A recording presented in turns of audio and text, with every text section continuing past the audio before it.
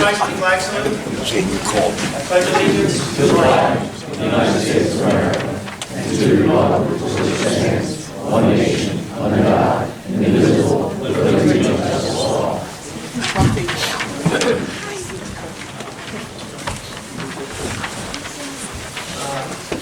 Roll call, please. Mayor Caucus. Here. Mrs. Passy. Mr. Runnemede. Here. Mr. Lobenstein. Here. Mr. Farrell's absent too. Yes. Mrs. Kelly. Here. Mr. Shapiro. Here. Mr. Long. Here. Mr. Basor. I'm here. And Ms. Kelly.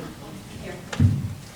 Okay, public notice of this meeting pursuant to the Open Public Meetings Act is given by the clerk in the following manner. One, posted on the bulletin board in the Borough Clerk's office on January 5th, 2022, and two, emailed to the retrospective Courier Post on January 5th, 2022. First, I want to just welcome everyone for being here this evening. It is a special evening.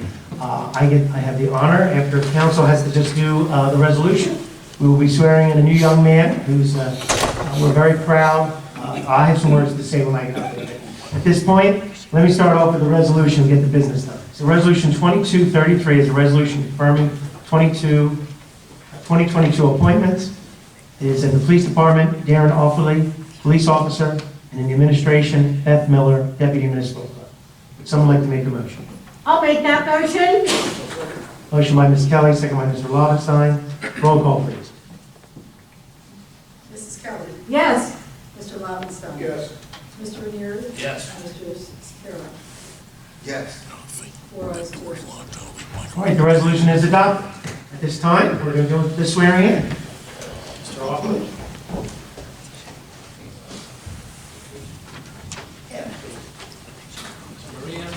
Yep, I got it. You got me? Thank you. Those of you who haven't been here before, we're very efficient. We get things done very quickly. Which way you want? Ms. Kelly? Parents? You want to come up? The Bible? Come on up, Diane. Come on, Diane.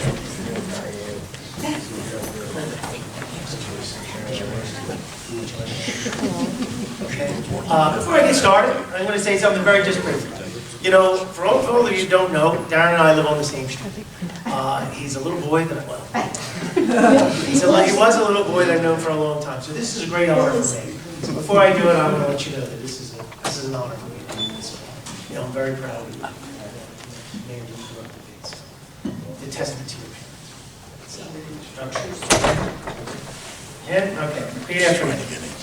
I, Darren Offerly, do solemnly swear that I will support the Constitution of the United States and the state of New Jersey, that I will bear true faith and allegiance to the same and to the governments established in the United States and in this state under the authority of the people, and that I will faithfully, impartially, and justly perform all the duties of the office of police officer according to the best of my ability. And that I will not use my office to grant preferential treatment, nor to seek personal gain, favor, or advantage not available to the general public. So help me God.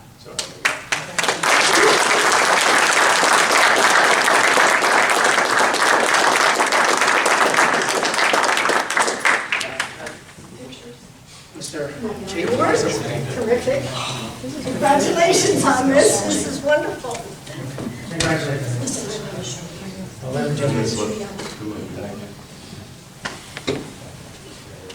Oh, before, can we get a picture? We're going to give our little...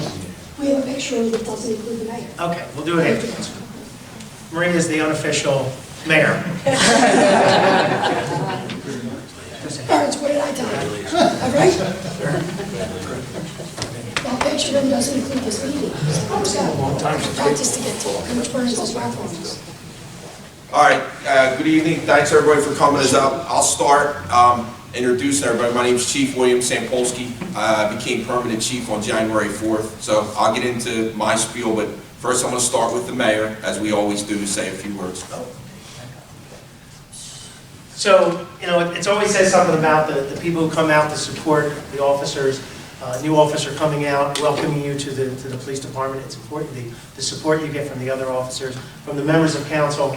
I hope you'll learn that we appreciate everyone.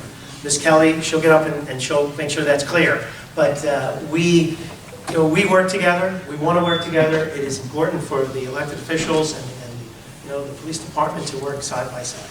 So once again, I want to welcome you, and I'm just very proud. Once again, I love the fact that you, and we've done very well this past few appointments and the last few swearing-ins, young men, and I don't mean to say just young men, but young people that have come to the borough and become part of this department is really a testament to this community. So once again, congratulations. Thank you.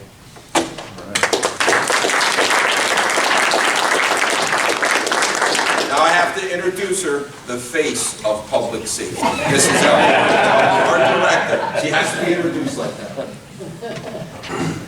A real hometown boy. I'm privileged and honored to welcome him to our department.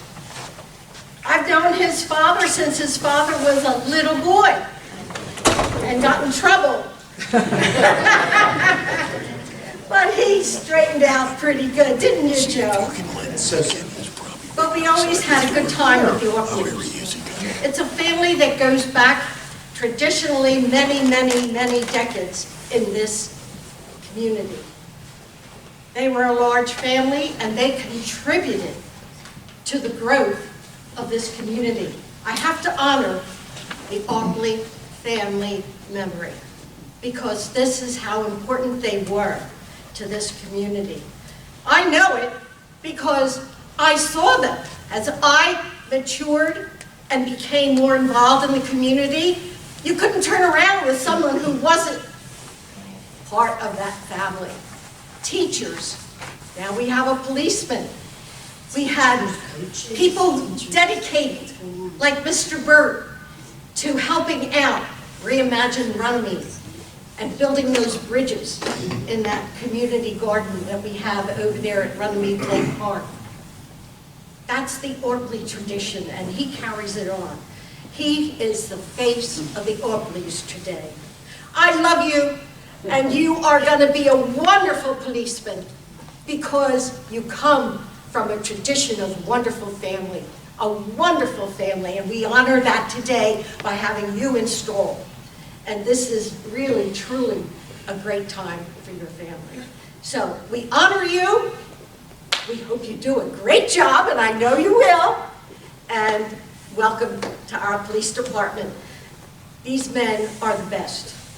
You are learning from the best. They will mentor you. They will give you everything you need to be a success. Pay attention. They're great. I love them all. You're all part of it, man. Thank you.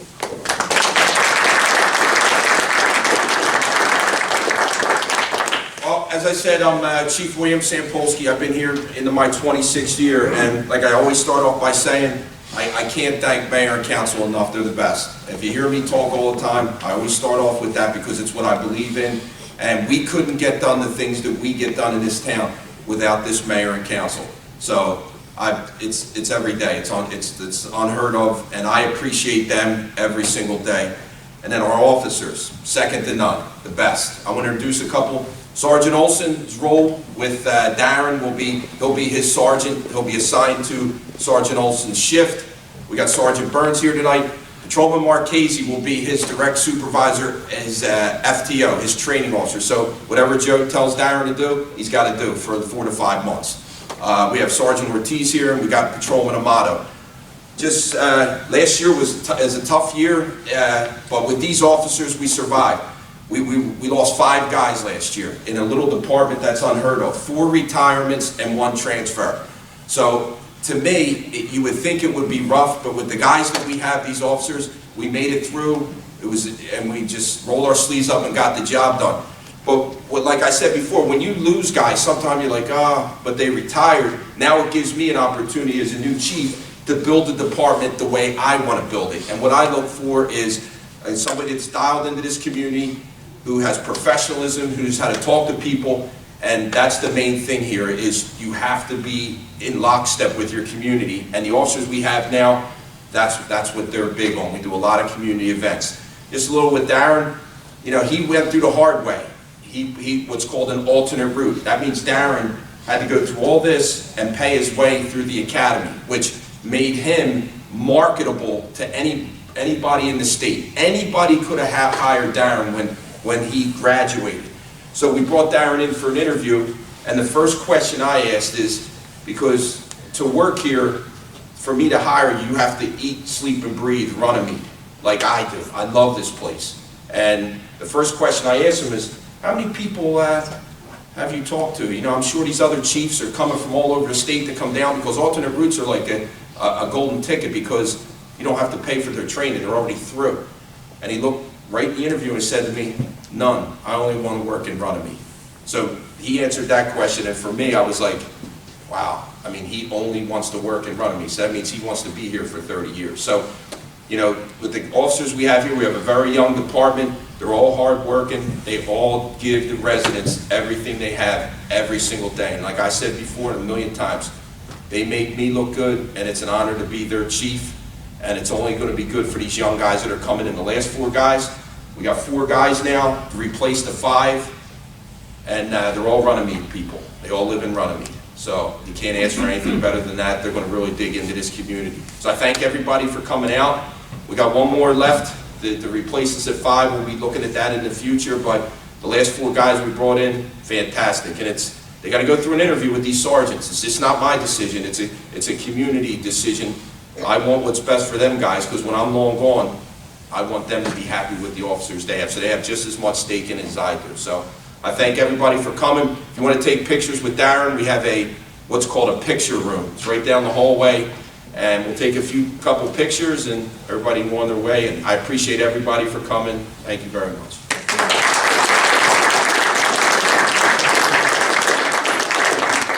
Let me just take one picture before you guys take off. You just have to react to it. Making you look short.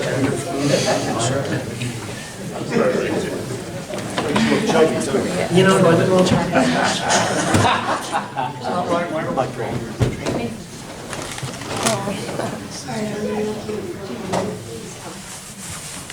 Chief, can you maybe get a picture? Hey, I didn't know. All right, thanks. One thing, real quick, one thing I heard about Darren that his PT instructor told me, he likes to impersonate people. I told him better not impersonate. It's working, it's gone. Oh, no, it's not. You're not. Smile, like you love it.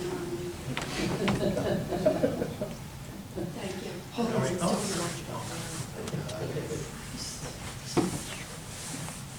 Thank you. All right, Darren, picture room. I got business. Everybody's welcome down here who wants to take pictures. Yeah, you're all required to come back for the rest of the meeting. Yeah, right. I'm not. I mean, come on here and dish it to Billy. Eye looks a lot better. How did you scratch it? I don't know. Was it the corner or was the scratch right? I know. It was the corner. Damaging. No, you're not. I'm just the crazy one. Hi, you look so nice. I have a board meeting. I need to.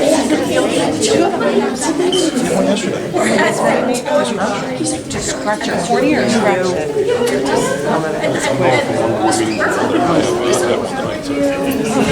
You're boring.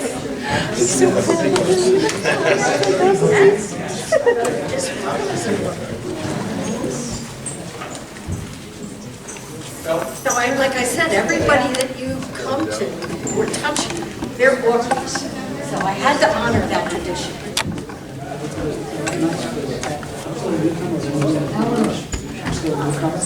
So you're learning. All right, we good? Oh, I'm sorry. All right. All right. So this is just a caucus meeting, so we're going to move through things quickly.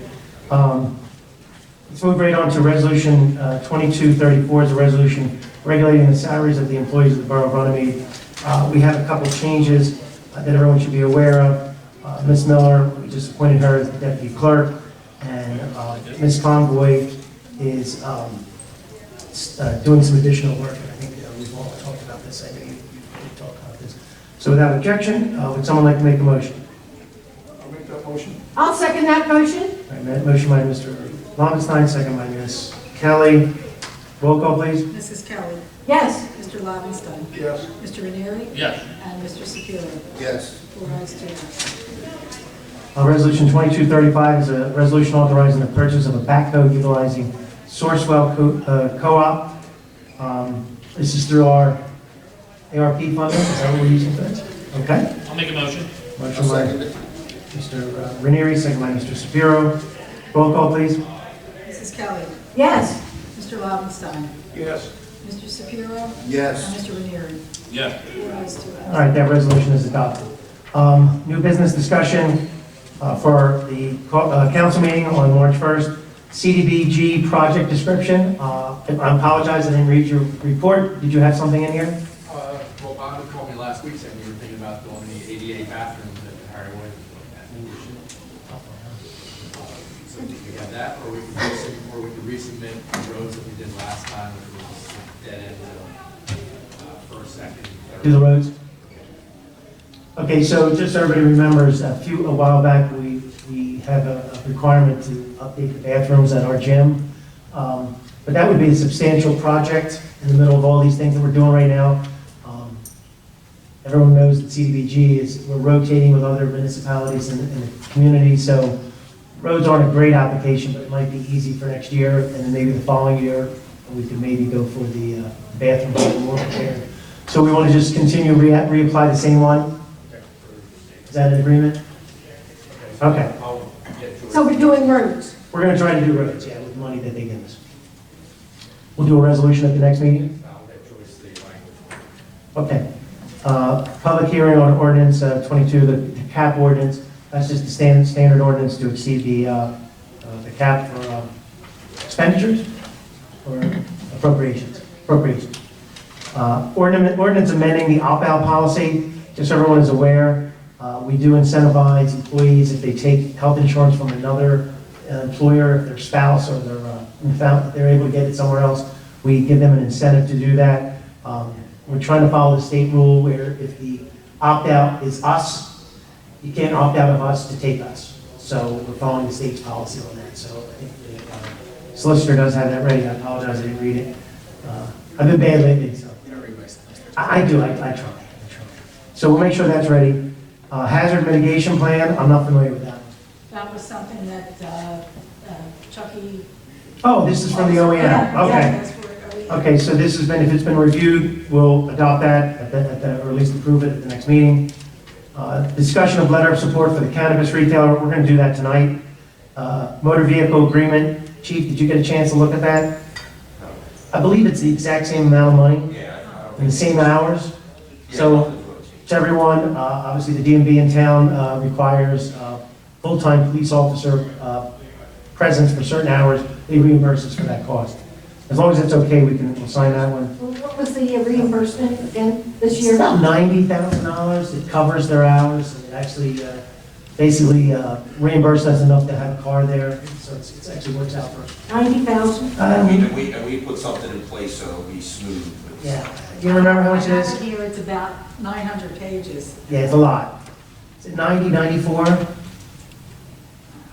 They basically pay us a flat rate that they give everybody in the state of New Jersey, so it's not a negotiable thing. They basically set the rate for all the DMVs in the state. So it's been that for many years. They haven't raised it.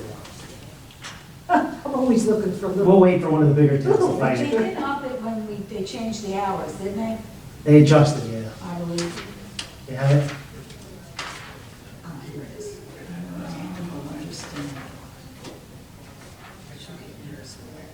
It's actually $129,929. Oh, way off. Oh, Maybe only 129? maybe it only cost us $90,000 and we pocket the rest for a vehicle. So it has gone up. It has gone up. Probably.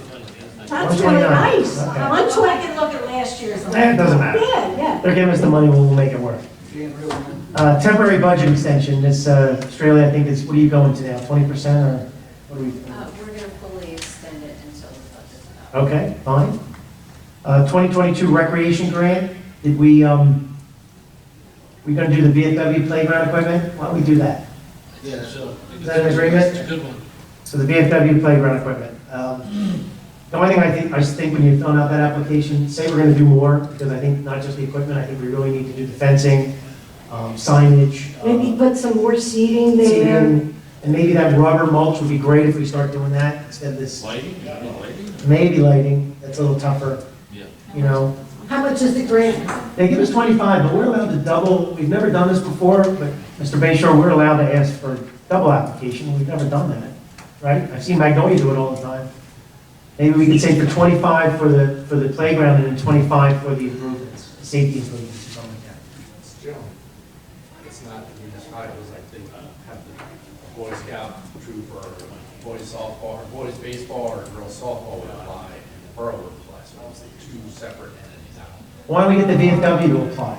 I mean, that might be, because it's their, it's our property, but it's the caretaker as well. Quasi caretaker. Or have, You think your dad, well, your dad he would support us on that, Oh, you know? We did talk about also some kind of bollards or rock around it to protect. Yeah, so the more we say, the more we can get, because I remember Magnolia got two $25,000 grants. We can look into that. Okay. I don't know if Borough can apply for two, I know it's. So it has to be us and another entity. I think. Okay. I'll check. Well, Well, his commander. yeah, Commander Sampolsky will definitely go for that. Yeah. Women's History Month, we'll read a resolution next month. Read Across America, we'll read a resolution for that. Can I go back? Oh, Joyce, Oh, did you get sorry. the youth art? one? Yes, Mrs. Kelly added the youth art month. Okay. We are having the VFW apply, then you need a resolution in support of that application.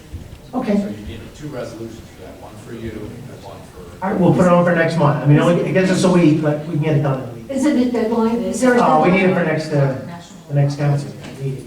Because the application is due in March. All the applications are due in March. You know, all the well, everything's due in March, CDBG, everything's due then. So we'll do a resolution for that, Joyce. Make sure, a resolution supporting the VFW's application for the recreation. VFW playground.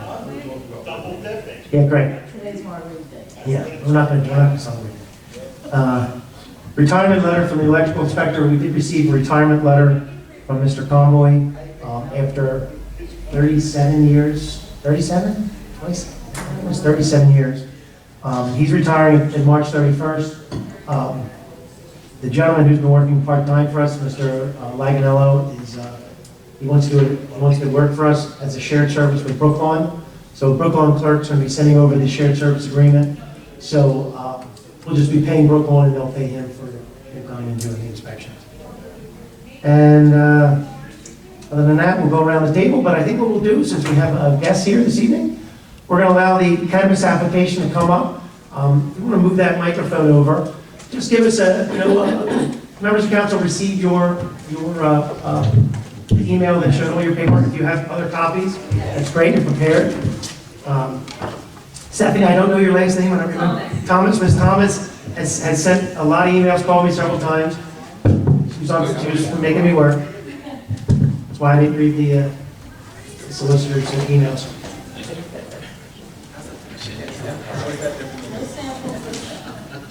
Thank you. This is the it's a print. Thank you. I know the chief didn't hear it. Sorry to make you waste all this There's paper. some samples. Samples. You're a franchise. I work with the team as the real estate consultant, but Restore is not a franchise. It's- Well, I'll have the attorney, he'll give us a presentation, answer any quick questions. Let us know what that connection is, because Ms. Kelly's very eager, she's very impatient. She wants things done immediately. Sir, the floor is yours. Mayor, members of council, thank you very much for having us tonight. We appreciate the opportunity to talk to you about the license. My name is Tim Prime. I represent the Azal Inc., or LLC rather, the applicant. We understand that you have one retail cannabis license available. You've already, I think, gave a resolution support for another one. We'd like to be the applicant and give a resolution support for our application. We tried to provide you with a complete a package as we could. To give you a little background about us, the ownership presentation information is all there, everything about the owners.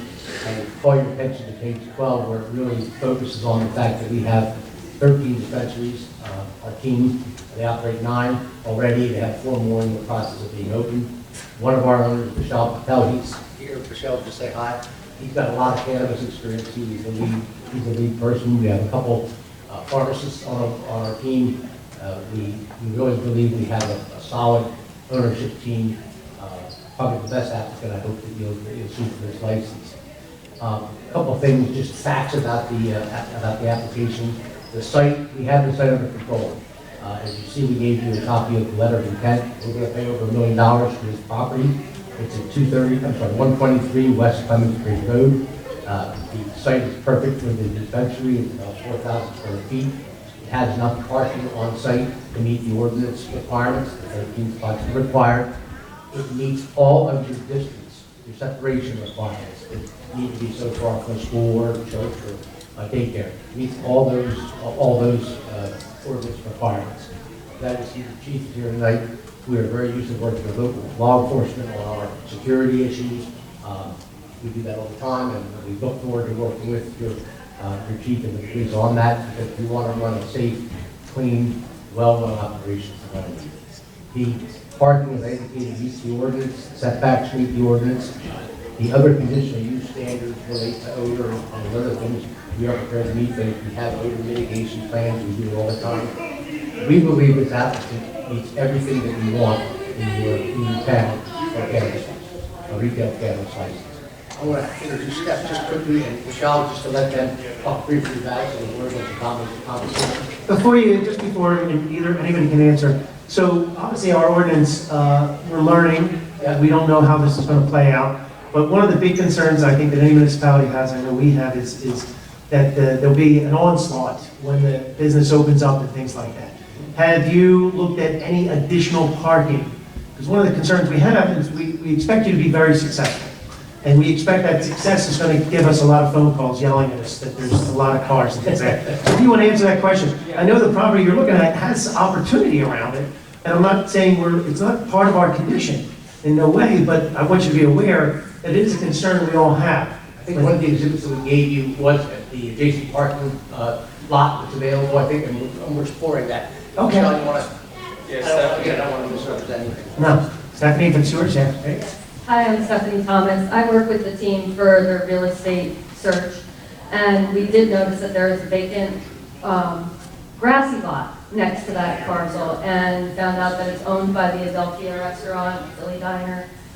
And we tried calling the management a few times, haven't gotten a call back, so we sent them a certified letter last week saying that we had some interest in their parcel, and hopefully they'll get back to us. Well, if you need help, I can always give you their phone number. I mean, I don't want to, influence anything, but to help facilitate. I'm allowed to do that? Okay, I look at the lawyers. But I mean, it's completely up to you. It's not part of our requirement, but I think that the only concern that we're hearing from other municipalities, other mayors, is the parking issue. I think you're all aware, Curaleaf and Belmar, everyone in South Jersey in the area has learned from that experience. And even though that our conditions are modest, it is a concern. It's nice to be above what our conditions are. So We have a lot of, there's a lot of other licenses, I think you probably are aware, coming due. East just authorized 5. There'll be more in the area, so maybe that'll help mitigate some of the demand. The first ones that open, we were able to do a lot of work with Chick-fil-A, and you know how they are with the drive-through window, everybody goes crazy when they open up. So we're hoping that... Just one question. Yes. When you buy this, it's the big building and all the stores, you're buying the whole thing? The whole 4,000 square foot building, yes. Wow. And the whole building will be for the cannabis retail? Yes. Where's retail? But it's going to be retail, no lounge, just retail. Well, there is a seating area. I'll let you... I don't want a lounge. I don't want a No lounge. consumption lounge. Well, I believe it's not in our ordinance, does not allow for that. Right. So conditional use, you want to elaborate, remind us? Yes, so the plan is to eventually take over the entire space. The Rita's has a lease in place, and given the timing of the application process, in all likelihood, we're going to have them stay through the summer, finish out this season. and then work with them to either relocate them to one end of the center or relocate them elsewhere. You know, it just becomes a conversation with the owner, so that we would isolate the cannabis retail from the Revis retail. I think we'll try not to renew any leases. We have got the leases run out, gradually we'll have the whole. That's a business decision. We don't have any say on a business decision. Oh, was there any, did you guys want to say hello? My name is Vishal Patel. I mean, what we witnessed today and what is Runnemede is all about. I mean, I was really happy to see that we, business aside, we picked this down just to see what is the people that are about. This is cannabis presentation. I got to be very careful here, make sure that safety and security is our number one goal. I mean, Restore is one of my brands. We have Nature's Medicine, Berkeley, Roman, Massachusetts, and Restore NJ, which is in Glassboro. We won, we were top 7 licensee awarded license in 2019 rounds. Business, that being said, Restore was number 1. We were one of the first one to open in Philadelphia region. We gave a lot back to the community. We have great discount programs. We have a lot of community services we do. Our biggest goal is, if you look at Chief, I mean, we could also schedule a visit for you if you like to one of our locations, see how safety works, security, and how our program works. I mean, safety and security are one of the biggest things. Compliance, that's our second goal. And then, make sure that everything we do is based on the CRC rules and regulations, and of course the township as well. And all our buildings, if you look at it, we put, we try to make not only just our building, but anything around it, so traffic is one of the biggest issues, right? So, I mean, we're all in medical right now. So that we have, during the COVID, there was a lot of online orders. So what we do is we place some programming for, just like for the pharmacists, they have this calling orders, and we have this bags. They come in, they get their product, and they're out within 10 minutes. So that worked out pretty good. So we'll fulfill the area. And a lot of our folks are also on 6 or 7 pharmacists in New Jersey. So they also come from a very highly, regulatory area and community. And all our buildings are well built. They're almost like 4 to 5, anywhere from 6,000 to 4,000 square feet buildings. And we have some of the pictures. If you like any more information, we'd be more than happy to provide. Thank you. Okay, so you open a store, you wait for the leases to expire, and then you'll expand. Attention. Who will be the manager overseeing that? Will you be there personally, or will you have a manager to do that? So personally, I have over 500 people works under me.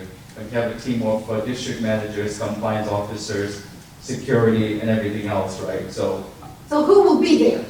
Our district managers there will be there, obviously make sure everything runs right. Managers, we have a staff of. We also try to keep the pharmacies in our list, even though it's not required in New Jersey, but in the beginning we try to have one pharmacy person there. Not that it's just because of recreation they could come in and get a product, but to help them with the product understanding. Not everyone who walks in just want a pot and walk out. There are going to be a lot of, so all my dispensaries are medical. So I'm very focused on educating people when they come in, want them to give them the right product. So we offer the pharmacies, at least in the beginning of the time, to make sure that they understand what they're getting and what they're supposed. So do you have like a consulting area where you're consulting with people? Is that what you're thinking in the beginning? We like to do that, yeah. We like to do the consulting area, even though it's not required in New Jersey, but that's something we do like to do in all our locations. I have about 38 pharmacists works under Brand Restore, so we have consulting for everybody who walks in. We don't want anybody to just come in and buy a wrong product. I want to educate them before they get anything. Okay. So you will have a manager, you'll have a pharmacist, you'll have district managers. What kind of manager? District managers. District manager. This will all be at our store in Runnemede. Correct. Well, the district manager looks over all our locations in New Jersey. Oh, you have other locations in New Jersey? Well, we have 13 dispensaries. That we run. In New Jersey? New Jersey will have 3. They're medical though right now. So this is new into the recreational. This is New Jersey. Yeah. So, but we do have a full staff. We try to hire most of the staff from the town, local town. At least 80% of staff is hired. We try to keep anywhere from 30 to 35 employees locally, just from the local town. And then on top, we have the managers and then the, pharmacists, and we'll try to put the program in. And you'll have our men as security, is that how that works? Potentially. They're not Potentially, required. the police We department. have the vestibule, so anybody who comes in, we have security officers sitting right there, and we have, cameras, everything. They come in, they check the IDs, make sure, the age, right, and then they let them in. And then we have receptions that guide them to the right direction. So So that's Eleanor, in our ordinance, it does say that a security plan has to be submitted to the chief. So there, and like I said, in the beginning, there could be some need for additional, but it's not necessarily required. We are more than happy to arrange any visit you guys need to, whoever wants to come out, because we want you guys to feel comfortable before you give us, any kind of resolutions. If you want to learn about, especially for the chief, obviously you want to know that the people you're giving license to, they know what they're doing. That is our biggest goal. That's very important to us. We want to be open as soon as we can, and also generate, the revenue and for the city and for us and everything else at the same time. All right, so who will be working besides the pharmacist and the store manager? You will have several clerks. What will be their certification? I mean, don't they have to have some kind of certification They to be do. dispensing this kind of stuff? They do. There is, so in Pennsylvania, they have to go through this, Right, well, what about in New Jersey? so New Jersey, they didn't have to come up with any rules yet. But Oh, they will- haven't? They have not. This is just an application process, but they all state has the rules, that some sort of courses that they have to pass through. Fair to say they'll all be properly certified and licensed. Relatively. It's required. I mean, we have to follow all the. The state has not done a very good job. We know the state has not done a very good job of promulgating these rules. Right. The regulations were late. But that's not on us. We love to do things, but we're terrible at implementing them. No, To come back that up 100%. That's totally, I totally understand that, and Restore was awarded #1 dispensary in Philadelphia. So, there's an award there, and there's multiple dispensaries, including all of the MSRP, Curly, all these big guys are there. But out of all, we were #1 dispensary, was awarded #1. I like the idea. Mrs. Kelly and I will disagree on that somewhat. It sounds like it's going to be very much like a cigar bar. If someone comes in, they're not going to get a bad cigar. A liquor store, you go into a liquor store and you ask for dry wine. Most of the time you go to Canals, they will get you a dry wine. You're not going to be consuming on property. It's just like a liquor store. So, I belong to a cigar bar, but I go there. so just to answer your question, sir. So it's the process is all the products, we can only buy it from certified growers, right? And New Jersey, all the product comes in pre-packs. So when the all product comes pre-packed, before they come to us, they go to the laboratory. So they lab everything, they put all the information, how much THC in there, CBD in there, all that stuff. And then with the stickers, and it comes to us. And that's how we are not allowed to open it, do anything. I keep saying patient, because that's what I'm used to. A patient comes to our dispensary, we give them a product, and knowledge and give them So if they take the product, then they leave? Yeah, they leave, yeah. It's well regulated. Very well regulated. It's probably the most regulated industry that I've been involved in. You mentioned parking. Do you think if that lot's not available for future, do you think it's enough to operate that business there? Yes, we do think that there's enough to, because, How many parking spaces are there? 25, 30. Yeah, there's between 25 and 30. There are, I believe, 15 that are striped, but around the side of the building, there's a large unstriped area that we could get striped. There's about twice as many as there were in sports. So that'll be part of the conditional use, they'll show that. The point that I was making is they're going to meet our conditions. I was just pointing out if there was, if there was a need for access. It's not required. Because Rita is only seasonal, right? So, I mean. It is a seasonal. The Clemensford Road, Black Horse Pike, they all get very busy. I hope you did your demographics and you saw that the roads get very busy in the seasons. That's why I get here tonight. Yeah. It is New Jersey, so let's not, it's the whole state. But now, as long as the conditions are met. Did you have anything, Rich? Did you want to answer? Do you want anything else for your presentation? Because I'll just... I just want to make sure, are we the second applicant? So you're going to be the second applicant. Wait, just to be fair, because we're all new at this. But what we understand is that we're going to apply the first in time legal theory. in the sense that you're our second application, so you're second in line. But we're under the impression that we don't know how the state is going to award these. Now, it sounds like you guys are very professional, but who knows how they're going to award them? I've heard everything, like you said. The amount of municipalities that opted out is high, but there's still a lot that have opted in. How many licenses? You said 5 in Evesham, you know? Do you know how many Jersey City or Newark is asking for? Exactly, so I'm very curious to see how this all plays out. So what we're trying to do is be as fair as possible and give everybody, we're not trying to pick winners and losers here in the sense of, you know, we're just here to say that your application meets our standards. I believe, I'm hopefully not speaking out of turn for everybody, meets our standards. You still have to come in front of the board, but as long as you purchase your building, get your license. Yeah, the site plan approval is not a problem. Yeah, I don't think you'll have any. The only thing I was concerned about is it's up to you, obviously. The state, I would prefer to have you guys make the decision, not the state. So if the resolution says that we are the second in line, that's fine. I just want to make sure that the state doesn't. We can say that. Yeah, absolutely, we can say that. You are second in line. We'll make it clear that the first building that we approved was a building that we wanted to see renovated and fixed up. And they have a lot of conditions that they have to meet just to get there. So for example, they have to build a parking lot, which you guys don't have to do. So we're making significant, investment into this and commit it the way you guys like and would like to operate it. So that's very important to us. So your application is by far the most complete. The other application meets some of our own goals to fix up buildings, to fill up empty buildings. Redevelopment aspect. You're not in the redevelopment zone, that particular building is in the redevelopment zone. The other applicants that we have, we haven't even reviewed anything else. So we were just trying to be as fair as possible with this process. No, understood. No problem at all. We just want to make sure you guys get what you want. The solicitor just made it clear that you'll be, because our first resolution did not specify first in time. Right. We'll specify in this one that you'll be second, and then the next one will be third, and the next one will be fourth. Perfect. Thank you. Thank you again for the opportunity. Okay. Please let us know if anyone Good luck wants to to you, visit gentlemen. any publications. Thank you. Tim, I'll be in touch. Thanks, Kelly. Thank you. Just a quick straw poll here. Everyone is in agreement to sign, well, we'll do a resolution at the next meeting. Yes. We'll have a resolution at the next meeting. Dan will write it up and then we'll just approve it. We'll approve it at our March council meeting. Yeah.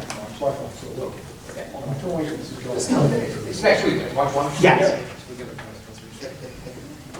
And then usually it'll be signed the following day. Thank you. The clerk starts calling me right away and forces me to show up. And like I said, Tim and I have been in touch, so I can. Okay. Okay, great. Thank you. Thank you. Thank you. Good luck. Gentlemen, ladies.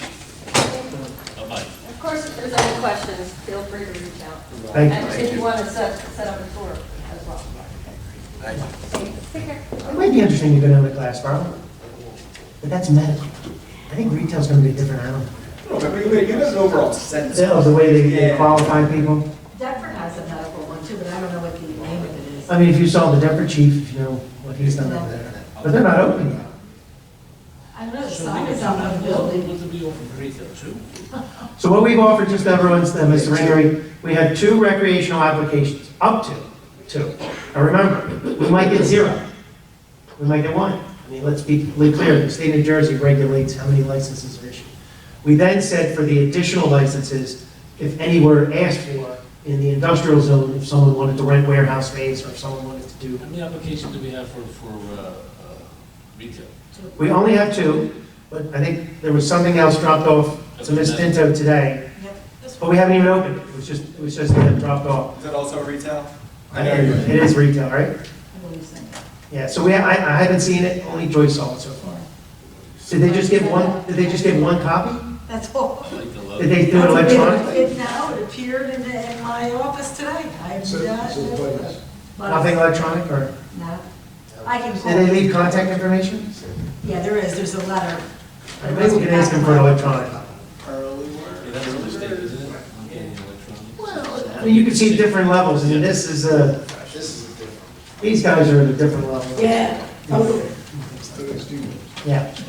Okay, so we'll review that one too, because I will say that these letters are due before March 15th is the deadline for the application. So right now we have 2, we may have 3, we might have another one, who knows, but the deadline will be the next council meeting. Okay?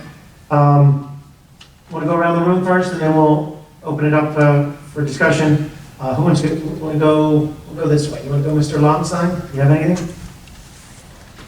Mr. Walzer, what do you got? Oh, you're deferring? Sorry. Defer? Defer to coin flip?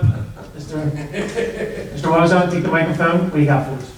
Actually, we're just moving in progress. We're starting all of our spring setup for ball fields. Been diligently getting the mowers all set because the weather's going to break.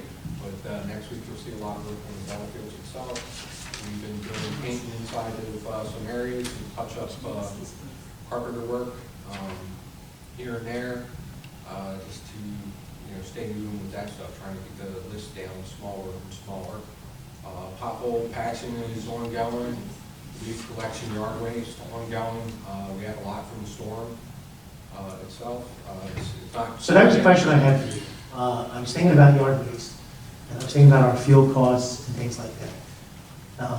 Do you feel driving the vehicle through the community on Mondays is worth it all year round, even with the cost of fuel, the cost of labor? We're loading a truck. We're still getting that much, people are still putting it out? Do we have any mechanism to know, like, what streets not to go down, or it's just too difficult, it's just easier to drive down every street than it is to? It's pretty much yeah. Okay, that's just a question. No, it's just easier to do that, and they're knocking it out. But there is a large amount that's coming out there still. I know on my street I saw 10 cans, I look at them. Okay, you look at it, all right. 10 cans on my street. And everybody likes the fact that. And they like to be able to do it all year round? Every Monday. So question for fields, obviously the school district is using both the Babe Ruth field and the girls softball field. Their schedule's different than our schedule. So, Yeah, it doesn't affect them. but I mean, they need to be ready, the fields need to be ready ahead of time. March 22nd. So the kids will start, March 22nd, the school start up? Yep. Practice? First game.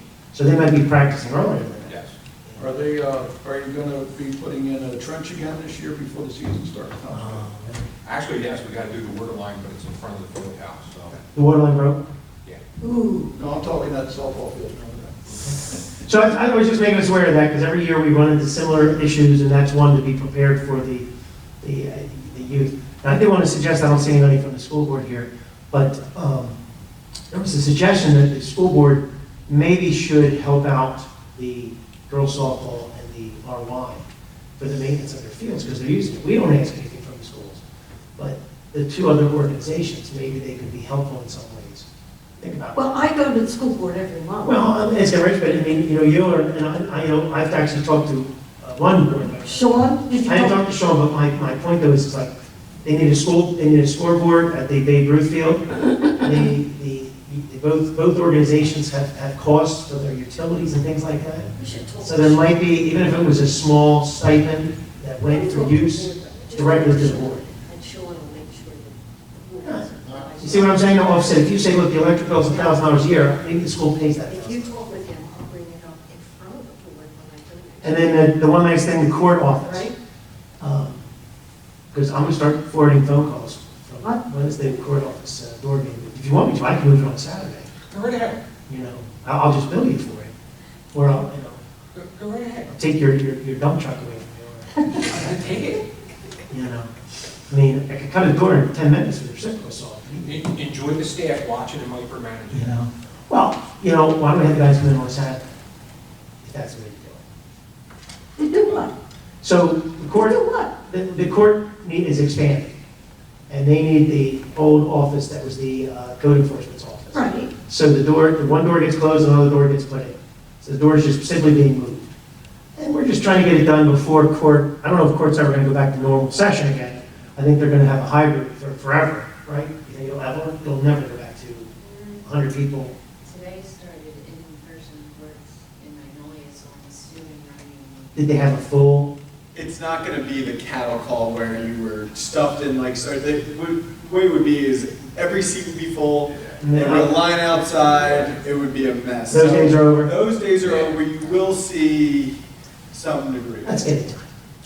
Well, sir, when we were planning on doing it, we had a snowstorm, since you brought it up. I saw your great email. And the staff member couldn't manage that we had a storm. Yeah. And then complained and yelled at the staff that came to do the work and do not want to respond back because how they were spoken to. That's what brought the situation. I understand. So You right now, can be we are very soliciting- vindictive, I know. We are soliciting quotes so it can come out of their budget. Oh, you want to do it that way? Okay. I'm okay with that. I have no problem with it. If it gets done professionally, I have no problem with it. Okay, as long as it gets done. Because here's my issue. We need to work on the construction office. So we're going to do court first, work on the construction office. That's all. It's all about time. Last time, it was they were going to put the desk out in the office in the hallway because of how it first all started, but we moved that back. I was threatening to put it in the office. Okay.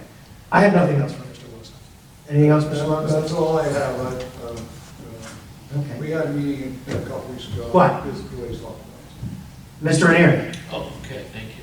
Thank you, Mayor. Good evening, everybody. In finance, our annual finance statement is, our AFS is in the final stages. We're preparing our budget. We're waiting for Bowman to finish with our AFS. The auditors, they will be in this week to do some preliminary audit items. Our budget preparation is continuing.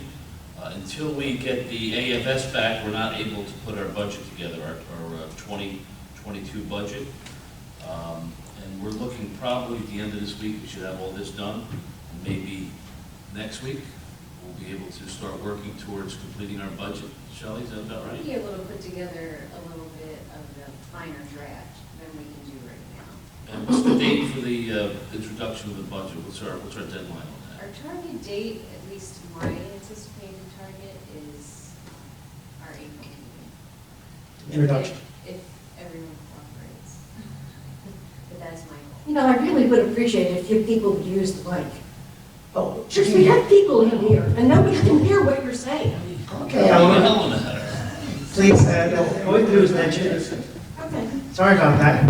I think Mr. Ranieri addressed this Australia, Australia, anything else? We would like to go, our goal is April meeting. Okay. Great.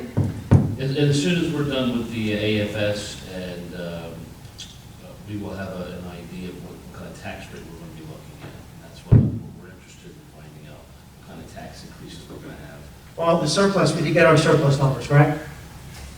Yes, we're at 1.5 million right now. 1.5 low or 1.5 high? 1.5 even. That's pretty good. Well, that's good. I'm happy with that.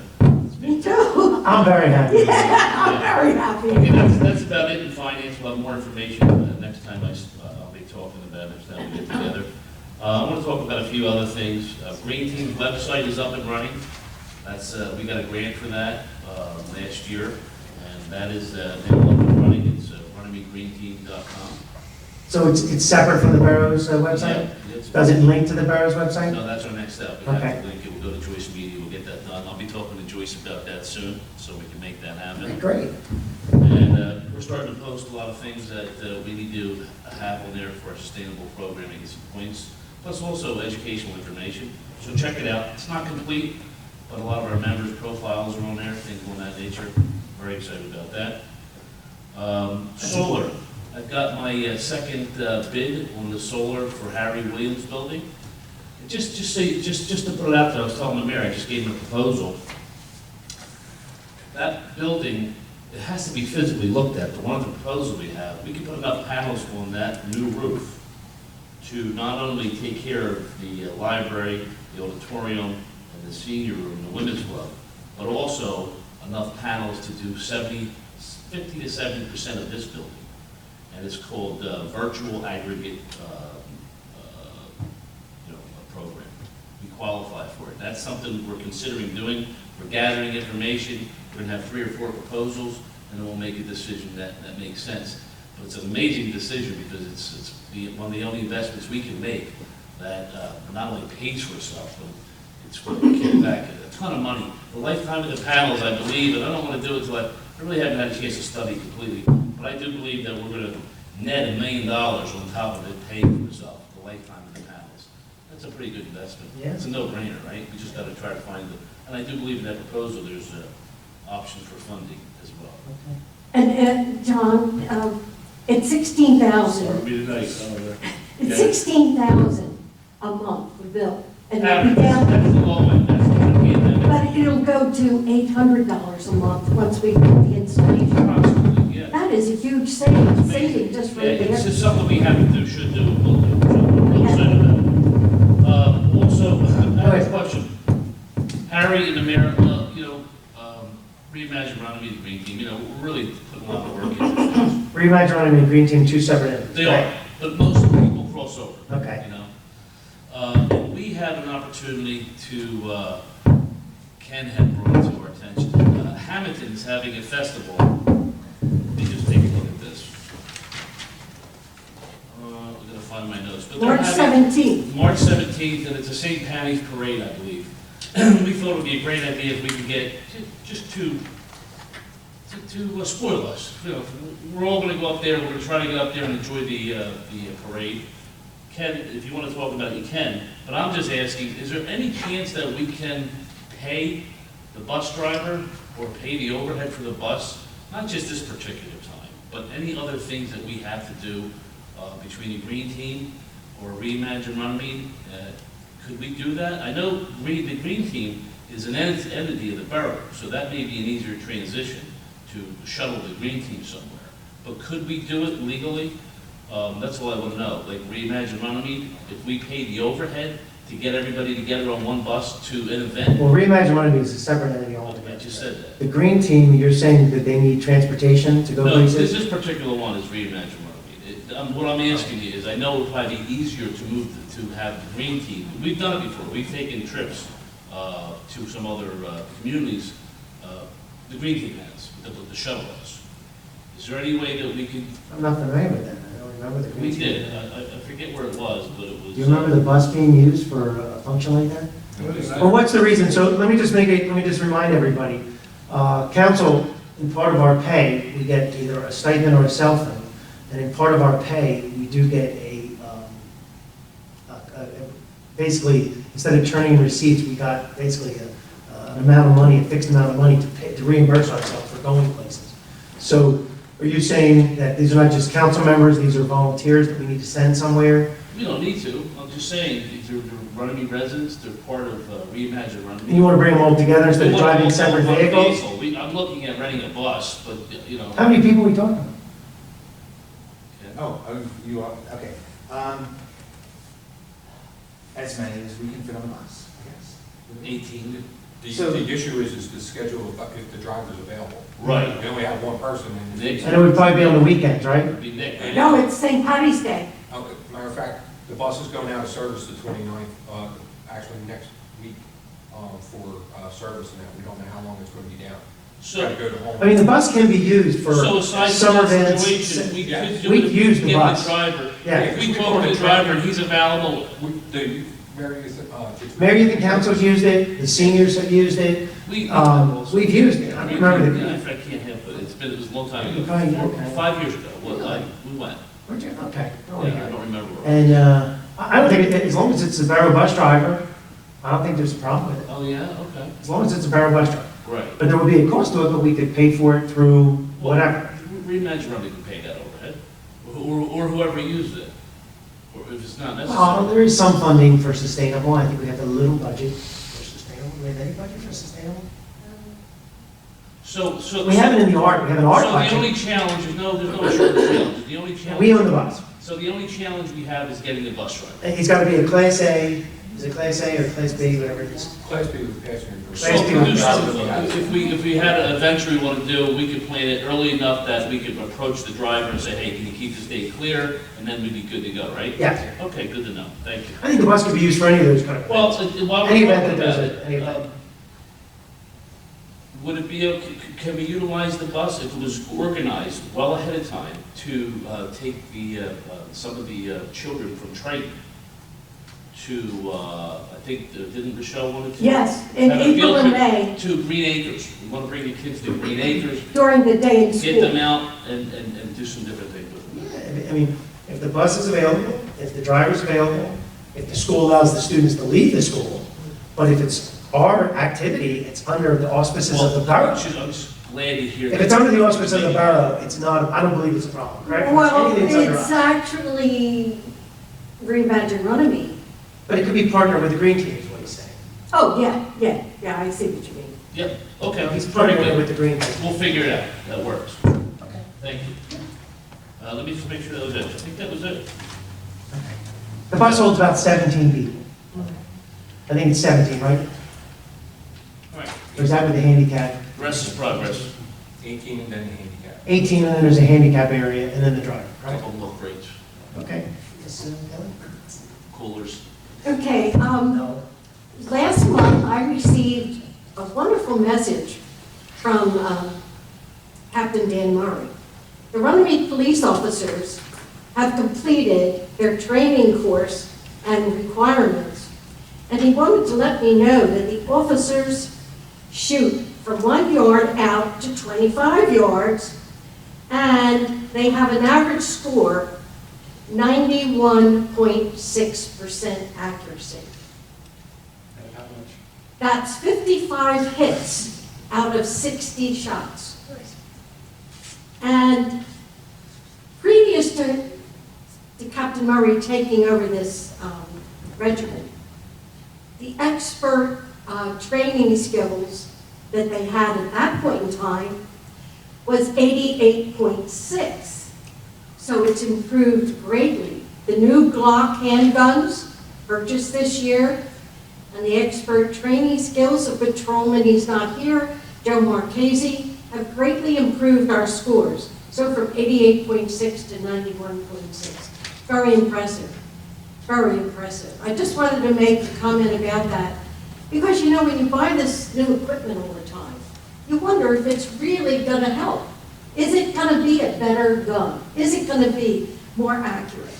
And apparently everything else has proven that it's so. So good news to you and your officers. And give all the credit to Captain Murray. Yep, terrific job. You know, we had a big snowstorm.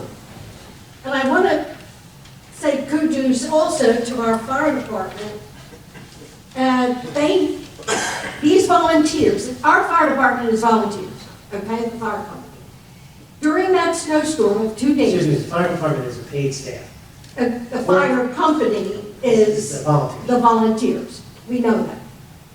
275 hours, 10 volunteers gave their time those 2 days for 275 hours. Anthony Dulce, Justin Moriarty, Michael Pulaski, Patrick Sullivan, Christian Velasquez, Anthony Kuras, Zachary Menon, Patrick Leisenberg, Wyatt Hartman, and Ryan Pulaski. Thank you, gentlemen, for your volunteer service. You responded to 10 calls during that 2-day period, and the apparatus was working beautifully, and we have to really acknowledge their service during that snowstorm. Okay.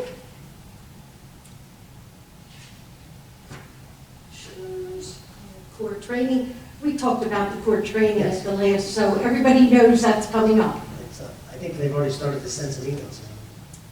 Okay. Just be everybody aware of that. Be careful what you're opening, please. And that looks like mine. Oh, Chief, I have here a letter from the Austin County Prosecutor about the DWI Enforcement Sobriety Checkpoint Grant. Did we get that money? We will. I took it last year, we had it last year, I'm just waiting for her to respond back to me of how much we're gonna actually get. Okay, good. But I told her, we're in. Okay. We were in last year, we're in. Every grant that we can get. Oh, yeah. That's Worked my out great. report, Mayor. Okay, thank you. Mr. Spear. Had pretty much took the fields getting worked on. Sports in town is going smooth so far. People signing up for softball, baseball. Numbers look okay for right now. And baseball did well? Baseball is doing well. Doing well. They're busy there all weekend. We had a visitor of somebody who was in the RY years ago. So a gentleman named Craig. He stopped in and started chatting about stuff like that. No. Not Craig. Okay. What, it was fun. Are the parents there yet or no? Yeah, parents are there. Yeah. Before we move on, can I just, I want to ask Mark and maybe you as well. I've got an email here talking about the Runnemede Lake Park path expansion of the bridges. Got a letter from you? And it says... From me? Yeah, It's an email. Yeah, an email. It says, You remember when you went with John Seville? there you go, this is the risk management. It says, he is recommending building the boardwalk first. Did you see this? I wrote it, yeah. Recommending building the No, boardwalk no, no, first over Kelly Crossing, depending on the elevation of the Kelly road. Crossing. And a railing gate, and also, here's the key, because we gotta spend that 25,000, right? Yes. Here's the key, as for the bridges, only the borough engineer approval and construction permits will be needed. So Yes. what's needed for the borough engineer? I don't, where's the ball? Is it in our lap? Is It's it in your his lap. It's in your lap. Right, so how do I get it over to there? Okay, so what you have to do, now, first of all, there was a, did you guys remove the temporary structure yet? Do you know about that temporary structure that's crossing where the red paint is? I do. That has to be removed. We did not put it there. Doesn't matter. So who? We're just trying to make progress. Public Works can It's remove temporary. it. I wanted to make sure you were aware of it Yes. beforehand. I didn't want it just to remove it without anybody. So I went through you guys with that. But if Public Works, if it's not your volunteer group, Public Works can remove it. There was a structure built that's a tripping hazard. So everything that wants to be done, that the borough wants to do and the volunteers want to do, our insurance company will sign off on everything. Its only concern is that we're conscientious about tripping hazards, fall hazards, those kind of things. He says, you're never going to mitigate all liability, but we want to try to minimize it as best we can. So that was the first thing. So, for example, I said, what about dead trees? He says, you don't have to cut dead trees down, but if it's on the path, yes. If you know it could harm somebody on the path, the borough should be conscious of that and remove that. The dead trees in the woods, no. Yeah, so are you saying that the borough will take care of? Well, there's some to mitigate liability, we have to have some responsibility. Okay. Now, the volunteers could drop that tree, Public Works could drop that tree. The point he was making is, we should be looking at this together and pointing out any problems. If I was walking it, you were walking it, or if Public Works was back there. So that was the first part. The second part was his order had nothing to do with the money, but it had to do with mitigating as quickly as possible certain issues. So he felt that little makeshift that the kids probably built, it's not our liability, but it is our liability. We should remove it so that nobody does it. They took some blocks of timber and put some 2x4s, and they put a 8-inch concrete block. I think there's a picture of it there. Ben. Yeah, and so the idea is just There is a remove picture that. of it. We saw it down there. Yeah. No, I understand that. That makes So now, sense. let's go to the next thing. So the next thing, you want me to hear the next thing? So what does that line mean? So, say the boardwalk. The boardwalk is how I would build it, would probably be 2x10s, framed out with boards, but here was his issue. The slipperiness is what he pointed out. You gotta read the first line. The slippery current boardwalk. So right now, that water, that natural spring, is making that area muddy. Yeah. So when he was down there, he noticed that the makeshift boardwalk was being what's the term? It was over the. Mayor, Yeah, sure, absolutely. Sure. It was making the area overtopped. It was being overtopped, and there was there. So he says, whatever the borough decides to do, or the volunteers decide to do, doesn't matter to him. He just wanted to make sure that we did it in a way that minimized our liability. He felt that if it was so high, it might require a railing. He's not an engineer, so he doesn't know that. So he was not aware of any standards, but he felt that if something got too high, it may require a railing, Yeah, we want to do it all right. which is whatever it is. As for the bridges, he had no input on the bridges, other than the fact that if they're put in through the normal construction process, where either engineering and construction is done, that minimizes our liability also. What's the example? Putting footings that are recognized by the Uniform Construction Code. Putting, someone sealing the drawing saying that this meets the standard of whatever the span is. So what I felt is that the drawings that you guys originally proposed, if they were submitted to the engineer for his review. Weren't they already done? Has that been done? No, I don't, you've seen, he saw pictures. And Pictures aren't good enough. Oh, so, no, the bridge plans weren't given to you yet? Because you said you were going to review them. It's not structural plans. Okay, because I would think that they come with those. I mean, it's part. We had that presentation. It was a presentation. So you just need us to get you the plans, the specifications and the drawings to these bridges. You need to review them and say, as long as your footings are all in place, go ahead. Yeah, so structural plan. Now I understand. Structural plan would say, like, look at that bridge, the one that, the smaller one. So say we do the boardwalk first. The drawings are submitted, we build the boardwalk, everybody's happy. The second one, I would say, would be the small bridge. Right. That would be easy to do. So the question of the small bridge would be, how would the footings, where would the footings go? How big would the footings be? What would the footings be? 3,000 PSI, whatever they would be. How much steel would be? Okay, so at this point, what I would like to, do I need to go to the mic? So this is. Sure. Okay, great. And this is the public portion, I guess? Yeah, okay. Thank you.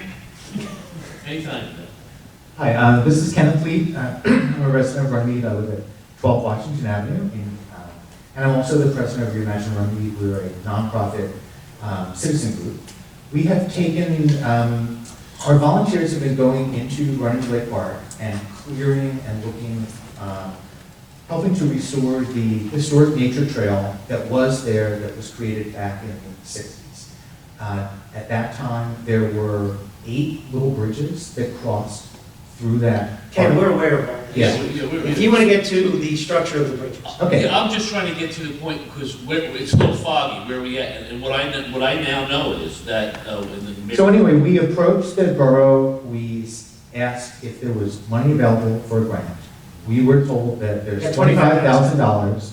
So what our volunteer group has done at the request of the mayor was to price out what it would cost and get 3 estimates.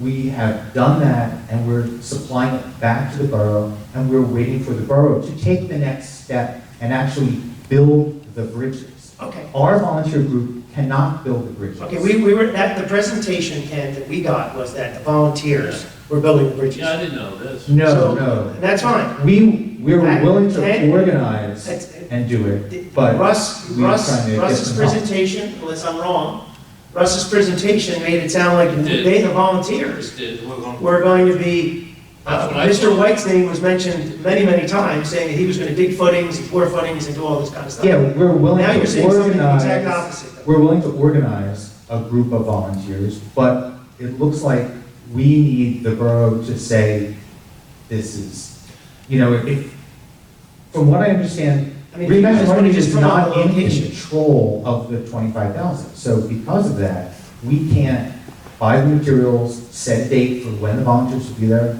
all of that stuff. So I was trying to make it more clear. Yeah. And it's going the wrong way. Okay. So what I believe that we have the answers, and I think they gave them to me. And what it is we just have to choose a small bridge. We're going to do the small bridge for the first thing. And we're going to take the plans, the existing plans for that bridge, because this is a prefabricated bridge, pre-engineered bridge. The borough could purchase that bridge. And we could drop the plans off to the borough engineer, and we could also tell you what we think we can do for the footings, and you can say, no, you have to do this. Once you say this is good, we're good to go, right? So if the bridge that you guys picked out, I don't think anybody had a problem with it. Obviously, the engineer is going to verify a few things. The installation is what we really cared about, and the structural integrity. Was there anything we need to do with the DEP prior to putting these bridges up? We have to look into it to make sure where we're putting the footings isn't a problem. Okay. But I don't know if we have to go through, we were gonna look into that, but we just haven't had a chance to do that. So the next step that I would say is, as long as you guys are satisfied with the locations of where the bridges should be. I saw your locations, they seem fine to me. There may be maybe a tree, or maybe when the engineer goes out, we might have to, like he says, we might have to get away from the embankment. How close, is that what you're saying, how close the footing is to the embankment? It might, if the embankment is say, that area is 15 feet, you may have to go back 5 or 6 feet, and then build the structure. So that's where our engineer and our insurance company just wants to make sure that this thing is there. You guys know, go down to our Green Acres Vanilla Park. Those bridges have been there for 50 years. That's what we want to build. Does everybody agree? That's what we want to build. And that's what we would like to see there. That also, lasts. We're running into a situation where we don't have the expertise on our volunteer team to figure out how to get these bridges built. So what we've done is priced out prefab bridges that come with their own engineering, and we're presenting that back to you. And also we've done a study of where the bridges need to go. One of the reasons that I came here tonight is I have some documentation of how many people are using the trail as is, So during the month of January, which is the coldest month of the year, I put up a trail camera where the fallen log is that crosses the stream. So take a guess how many times that was crossed during the month of January. 150.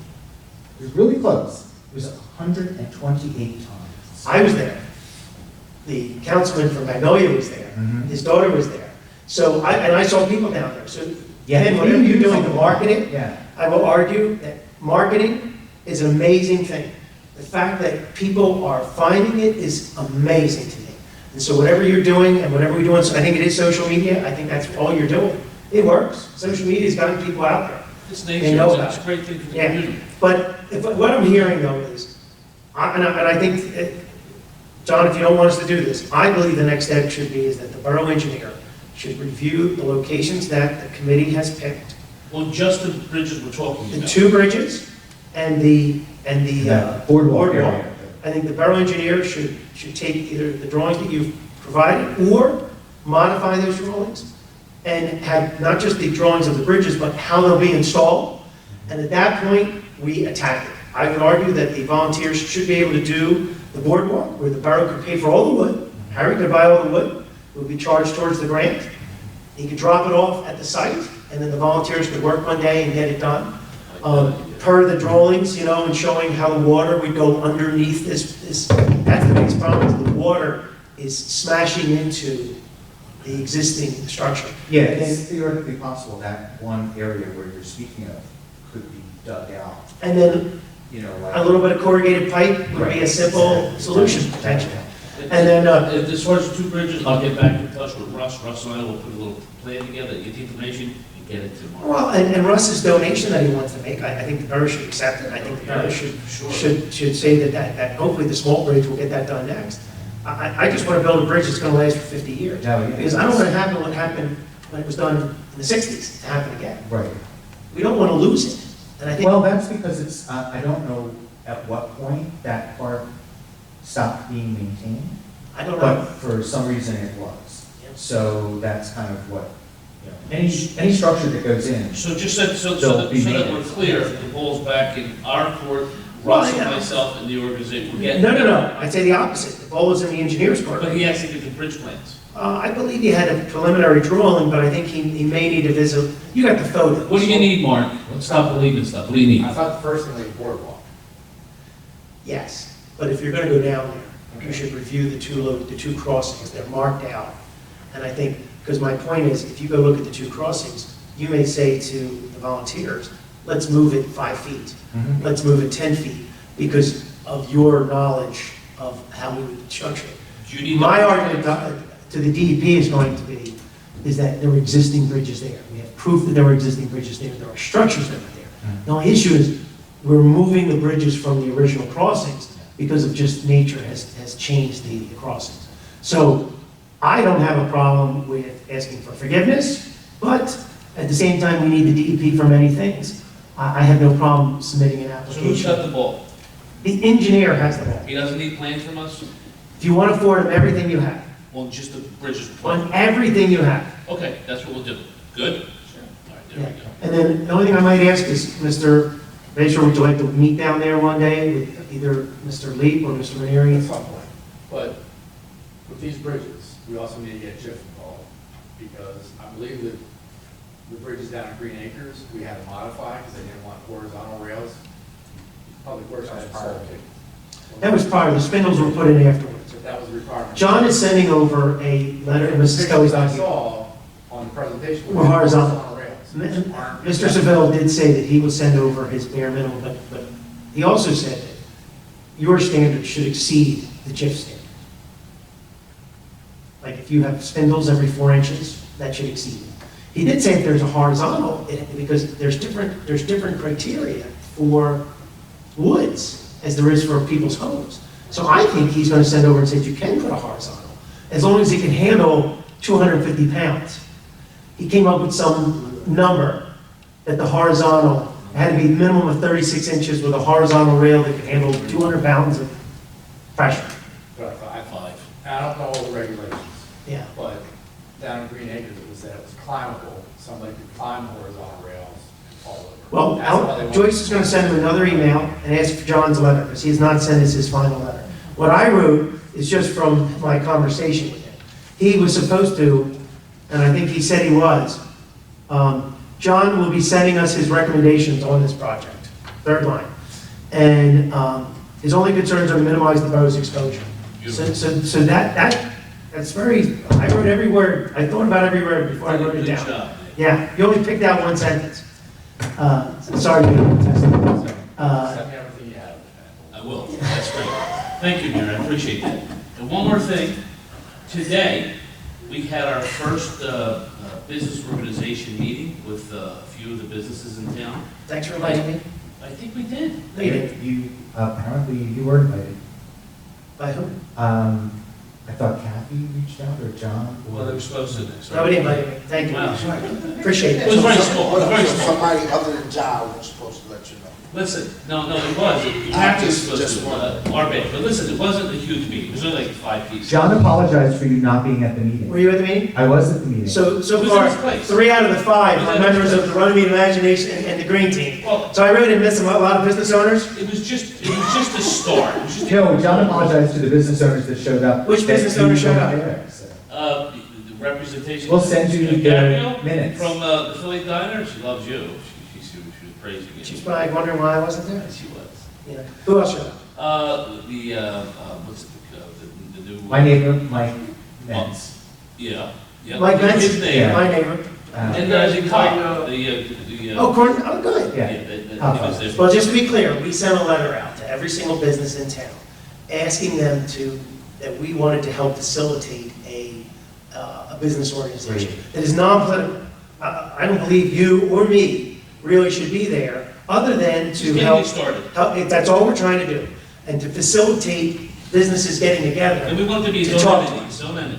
Yeah. But it was a very good meeting. But I warn you that it should just not be the Green Team, the Reimagine Runnemede team, the same group of people that you're never going to grow. Oh, no, It's the same absolutely. group of No, it's people. not, it's not. No, we specifically mentioned at the meeting that we see Reimagine Runnemede just being a facilitator to help something happen. It's going to be done that. In the arts and things like that. Did you guys invite the optical shop? Kathy went down and invited a number of people. Because she was one, she wanted Kathy's in to, charge of this, Kathy Walker. but the optical, she wanted to actually head the organization. Yeah. She wanted to really get involved in it. Well, there's plenty of room for a couple of leaders, but my point is this. A lot of great ideas came out of it, a lot of things that we're going to put into action came out of it. Philly Diner said you could have the meetings at our place, we'll always give you space upstairs, wherever you want to go, out in the deck if it's nice. So, and there was excitement, there was some excitement between the few people that were there. Am I right, Ken? And it was just a good feeling to finally get something going. And we have something that we could, now the next meeting will be similar to what we did with the Heart and Soul, where we get a lot of people together. Well, I think that is the best plan. The way that Heart and Soul. We're going to do that. Where you guys brought all those groups that showed up. This is the I think foundation. that would be at the senior facility again. I think that's a neutral location. It's not political. They could utilize that. We just have to look at the schedule. Bring people there. Food always attracts people. Bring in the police department. Bring in all different organizations, so that even representatives from the government. But to get this thing moving, where there's some back and forth. Yeah, these preliminary meetings that we're doing is to kind of find Come out up with what people want that would bring them out to a larger meeting. Yeah. Whether Yeah, it's we're trying to speakers figure out how or to get grants the or- big meeting together. Yeah, no. I think that's where the borough could, like you said, with Philly Diner offering the space, but the borough can offer space, and that makes it easier to get groups together. Space costs money, so bringing them there. Don't forget, a lot of people are still nervous about the pandemic. Right, so that's why we've been decided to move slowly. Something that came up was, our last newsletter that went out, something similar to that, but just focusing on businesses. And could the borough help by helping support the investment on the first one, and then the MPD itself could cover after that? So what other municipalities do with that is it could be helped organized by the borough, but it could be something that is also the businesses contribute towards it. They run ads in it. You get a big ad for Allrich, get a big ad for Philly. I understand, put it together, but you can sell ads. So that's very popular in other municipalities. Because you have to, so example, my business is in Gloucester Township. Mayor does a great job with promoting businesses. He has a banquet every year, and he gives an award out for the best business in town. And it's a breakfast, right? Did you ever get it? Did you ever get it? Every year. I've not done it. I usually just curse at everybody. And, you know, because I'll tell you what I don't like about it. And so this is, you can take this as part of it. I'm not a person who just believes in patting people on the back all the time. And so to me, really? No. Ever? You ever? I do it sometimes, I know. But as a business owner, patting me on the back doesn't do anything. What business owners want is, they want the ability to have, they want to be able to have drive-through restaurants in town. They want to have outdoor dining. They want to have ordinances that are open. They want a public works department that is responsive to certain things. They want a front office that's responsive. I mean, that's the input I get as a business owner and an elected official. I see both sides to it. So that business practice, while it's nice to get people together, and I enjoy those things for the networking aspect of it, giving somebody a pat on the back really is not, to me, as functional as saying to everyone, what is a concern you have? What is something we're advocating for? I'm a member of the Mayor's Association. They haven't done an advocacy since they did the mandate thing, no unfunded mandates. So that's been 50 years since the Camden County Mayor's Association ever got a resolution passed. And what that means is, you know, you don't just get together to talk, you get together to get something done. That's what we do now. So, Both focused. Yeah. You know, if a problem with local businesses is that there's trash on the Black Horse Pike, how do we fix the trash on the Black Horse Pike? Yeah, I was actually going to ask that specific thing. Tell people not to throw trash. I would like to see some trash cans on the Black Horse Pike. I'll just let you know, we bought $25,000 worth of trash cans. Every single one of them is gone. We bought another $25,000 worth of trash cans, right, Harry? You bought, I was for the first black ones. There's one black one left, one, and it's in front of the hair salon. Where do they go? The police department, they get hit constantly. They get knocked over, and most of the time they're getting hit, and they're hit and runs, and we don't know that they're hit. So we've lost. Also, those who's lying from the snowplow damage. And the snow plowing, the state comes down the Black Horse Pike, you're on there, and they don't care. And they just throw the snow probably to your window, because they throw it to my window. And the state, they don't care. And once we just got, we put it all the bus stops, that was the key, that's where the trash is gathered. But we can, with our Clean Communities money, correct? So we get Clean Communities money. So this year, if you want to appropriate the $18,000, how much do we get this year? On trash cans? I agree with you. I think what bothers me about all these issues is I have no problem putting trash cans out. I got no problem putting police out for speeders. But let's realize, it's people who are throwing the trash. It's people who are speeding. Let's give it to people. It's the people that are awful. Well, if you want the... Sorry. As far as this business association, you know, if you really want to help the town, is get the owners to clean their sidewalks up. I mean, there's weeds growing in the sidewalks. Well, maybe if this group gets together, it's pointed out. Yeah, point stuff out like that. You know, in front of my street, you know, I could easily get Public Works to come to my house and take care of my street right in front of me. But in my street, weeds grow. I get out there, I put weed killer down. I don't want to say Roundup because John will have a hard time with that. Yeah. But Roundup is not dangerous if it dries before the rains come. Okay. So come on, you should know this. But anyway, the business owners need to take care of more pride in the front of their places. You know, the weeds go high. I'm not going to mention the new restaurant that's a great building that used to be the Italian place on this side of the pike. But you look in the front of that place, it's terrible. I'm a former restaurant general manager, district manager. If I sold that place and it was under me, I'd go in there and rip it. I would just go in. What are you doing? You know, the curb appeal is the big thing in businesses. It's the biggest thing. And I'll shut up. So to that note, the facade enhancement grant is doing very well with some applications. And you were part of that in the beginning. You helped with the application. The only thing is that the money that we've now gotten, we only had 10,000. Now we have 100,000. We do have to change the first page of it, get everybody to resubmit it, and then we'll be able to start to distribute that money. And I think personally, even though there's a lot of negatives out there, I think there's a lot of positives. I think the Ulris building looks phenomenal. I think that the Greystone building looks phenomenal. I think your building looks phenomenal. I think Mr. Menz has done a nice job, but he could even keep going up. I think the tattoo is heading in the right direction. I think there are things that are positive, and so there's a carrot and a stick, and you're right. We can ask, and I would rather ask people through an organization than send out code enforcement. I don't think we want to do that. But at the same time, if people are ignoring us, then I think we got to go out there.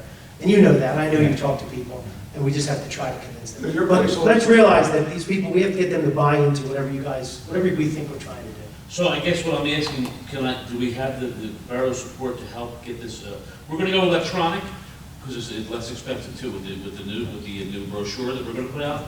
But we're also going to want to print maybe 400 or 500 of them to get out at events and things like that. Okay, so the next major step for the council is the budget. So a budget is a representative, it represents what we believe in.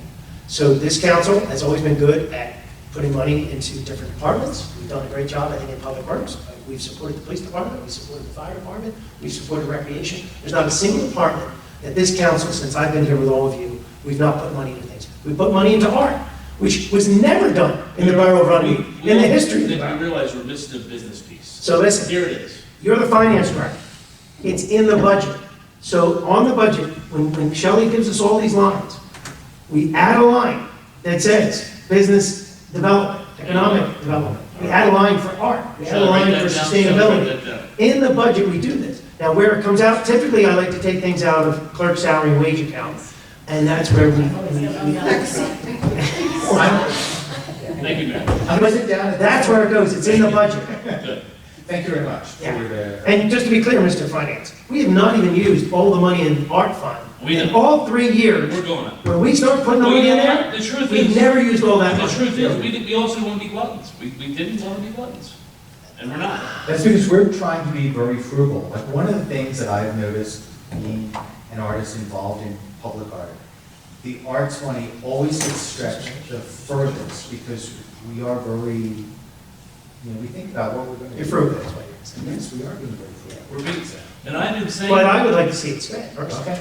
Now we are. We know that we need to do it. So if we want to We're going. rename it art, and you guys want to call it art business development, we can even cut it up. It's all a matter of just sub-items. Yeah, it's actually one of the initiatives that we're doing this year is we were able to apply for a grant from the Camden County Cultural and Heritage Commission. You got the 10,000 Yeah, we euro? got 10,000 Home run. It's going to be awesome. And what we would like to do is maybe build on that by offering some smaller mini grants for some of the other businesses on the site to also do something. And the borough, you're saying the borough could help Yeah. sponsor this big grant. I think the matching grant is a great way to do things. I think when those people have a stake in it, I think it makes a big difference. Great. I actually came to the meeting tonight to support David, so. Why support David? No, I'm like here to. Well, we're going to finish going through because we didn't even open the public portion at that point. Mr. Ranieri jumped the gun. Yes, he did. We were, Shelley? I got one more thing. Oh, Probably should you get your say. did you have anything, Mr. Hall? I've been doing a lot of writing. That's Candace. So just so everyone knows, there are some legal stuff that are coming up on the next meeting. Shelley, your budget's your most important thing. You want to elaborate a little bit on our debt to asset ratio? Do you want to clarify that?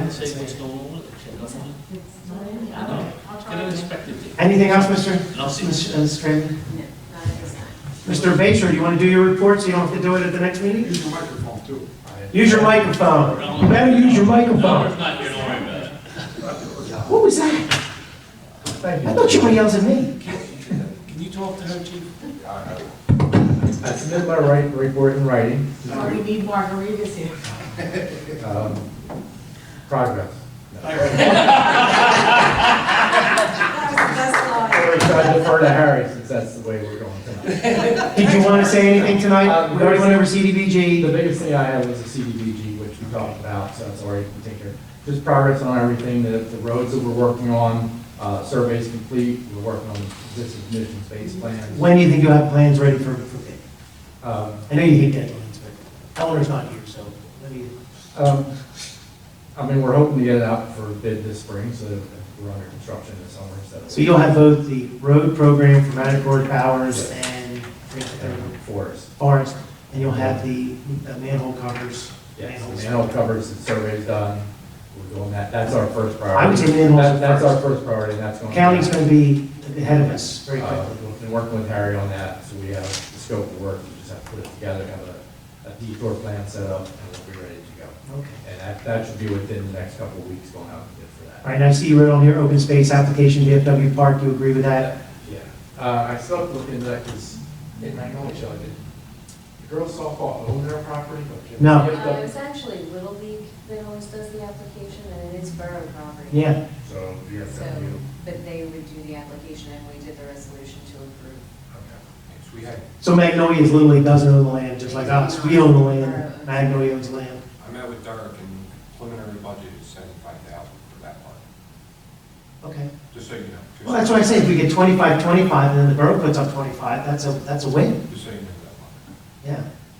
I saw, just one other quick one, if you're just going through it, the South Jersey Gas, any update with them?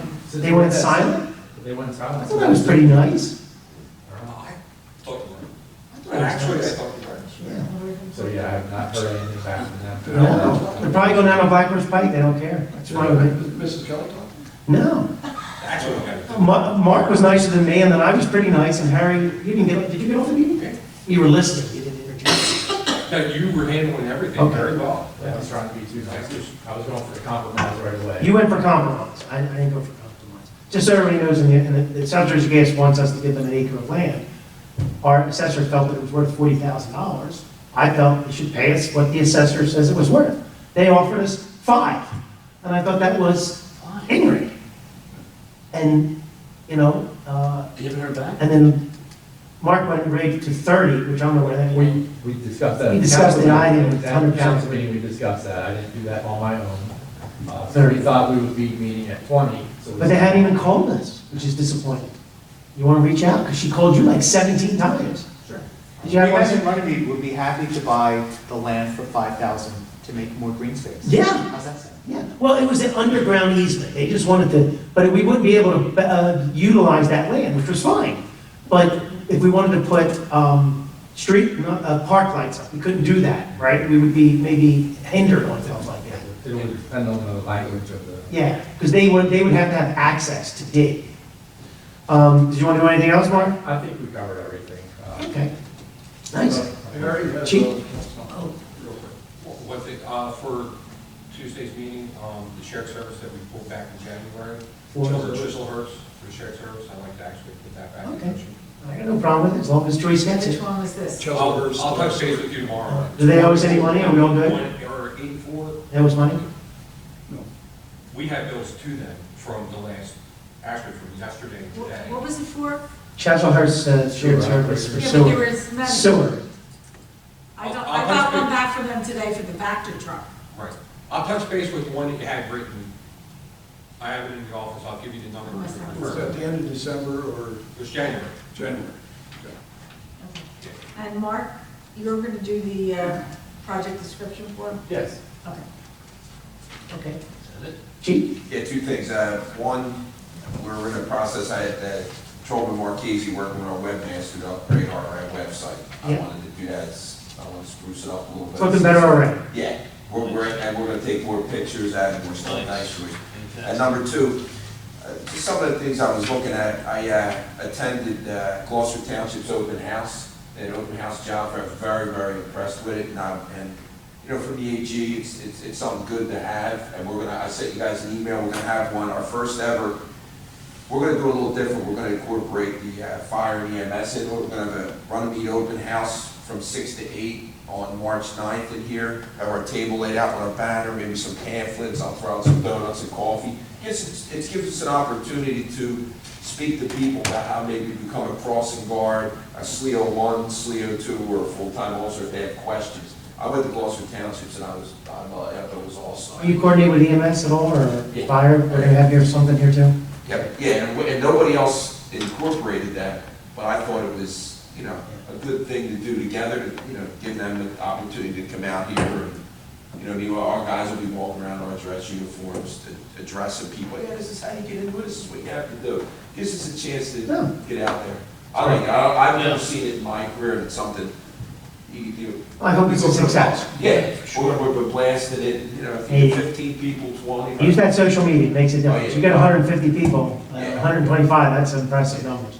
Okay, let's go right to payment of bills, and then we'll go to the public portion. Payment of bills, would someone like to make a motion to pay the motion? Motion by Mr. Lobenstein, seconded by Mr. Shapiro. Roll call, please. Mr. Ranieri? Yes. Mr. Lobenstein? Yes. And Mr. Shapiro? Yes. All right, the bill shall be paid. Oh, 3 ayes. Is there somebody? No. This portion of the meeting is open to the public. Anyone wishing to speak, please come to the microphone, state your name and address.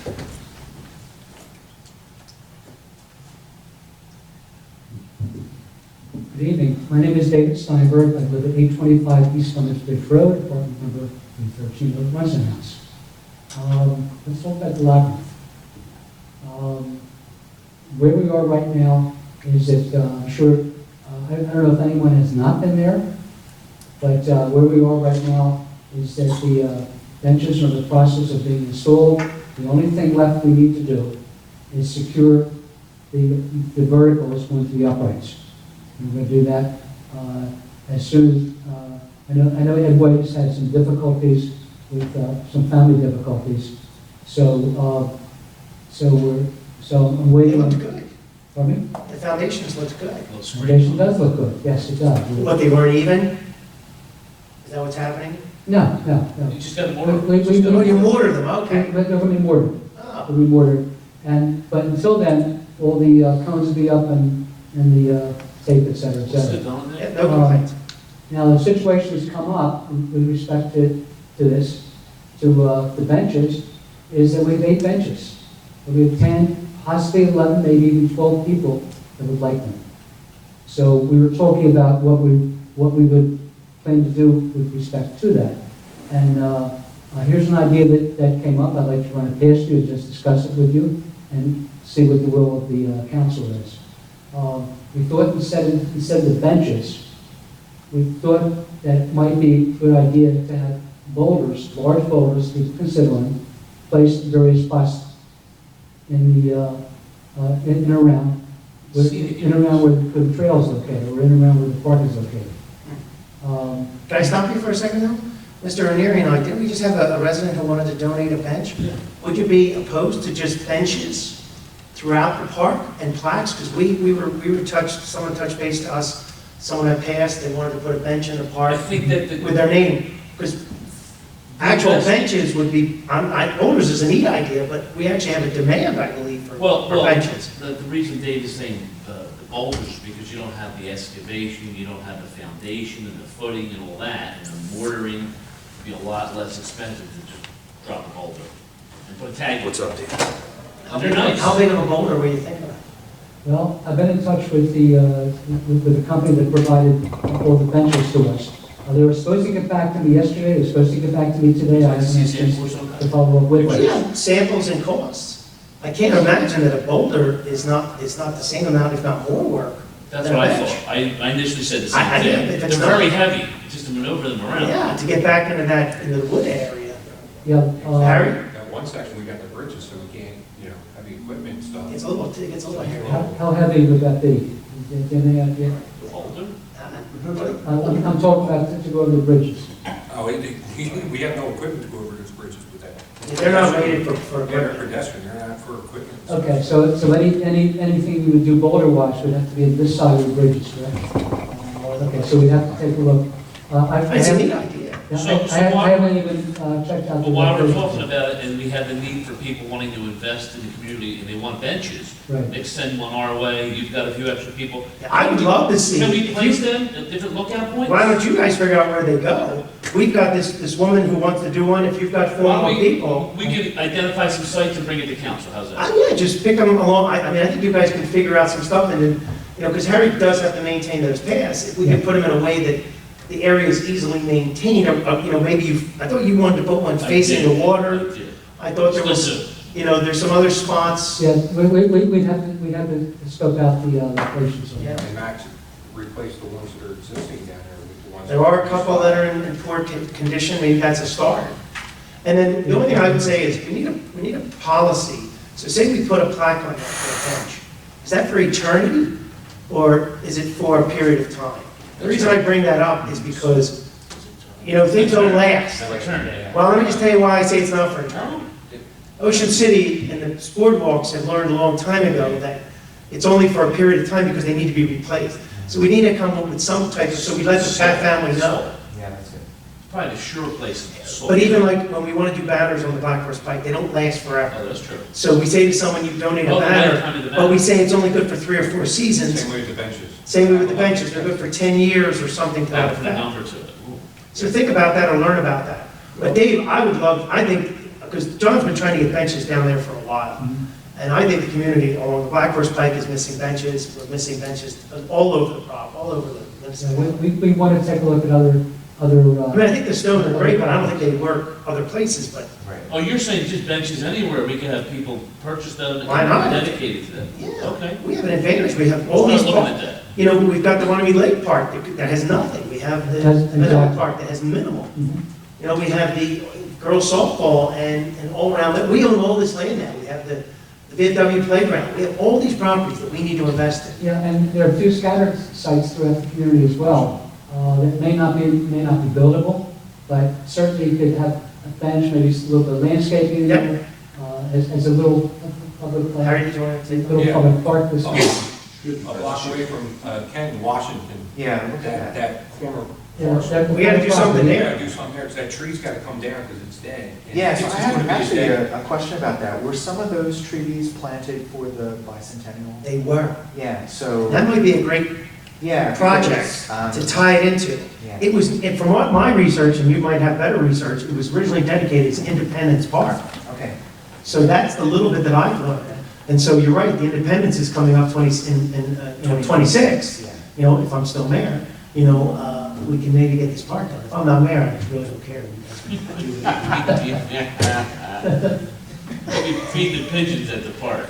But I mean, that's another, a passive park right there. Right.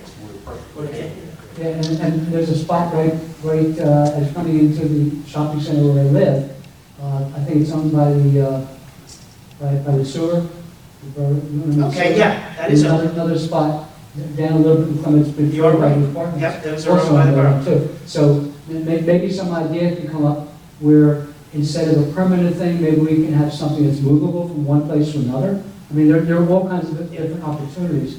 I would really attack the benches. If you guys could come up with a nice looking We'll do bench, that. or even a couple varieties that you might think work better on the Black Horse Pike, better in a park, better We'll have somewhere. that, we'll present that for next quote. Because, we could say to these people you already have, That's and then right. this woman who just reached out to us, she called you, right? And we can see people want to invest, they Yeah. want to invest in the community, so we're happy to do The it. one thing about boulders is there's no back support. When people sit So- up. You're not gonna sit on a bowl. But it's a boulder. Well, you're talking about a bench or a boulder. Right. You're talking about sitting, correct? Correct. So a boulder has no back support. When people sit, they like, you sit in a Harry, chair. what's your last? Well, the benches don't. Dave, I think they're all neat ideas, but I think that we have a need for benches, much more. And the benches that the borough put up on the Black Horse Pike were done shoddily. The ones that we have now, that were built by the Public Works Department, 2 pieces of concrete and a piece of wood slab. I really, it was old school. Yeah, actually, regarding the ones that you just described, the concrete ones with the wood, would you be willing, would you be interested in volunteers from Reimagine Runnemede repainting those? Sure, you can do it. Just give us, just let us know where you're gonna repaint them first. Yeah. Like, is it gonna be artwork, or is it gonna just be repainted? Probably color, I think some color. Keep an eye on it, these are. Now, I think anything's an improvement, anything's an improvement.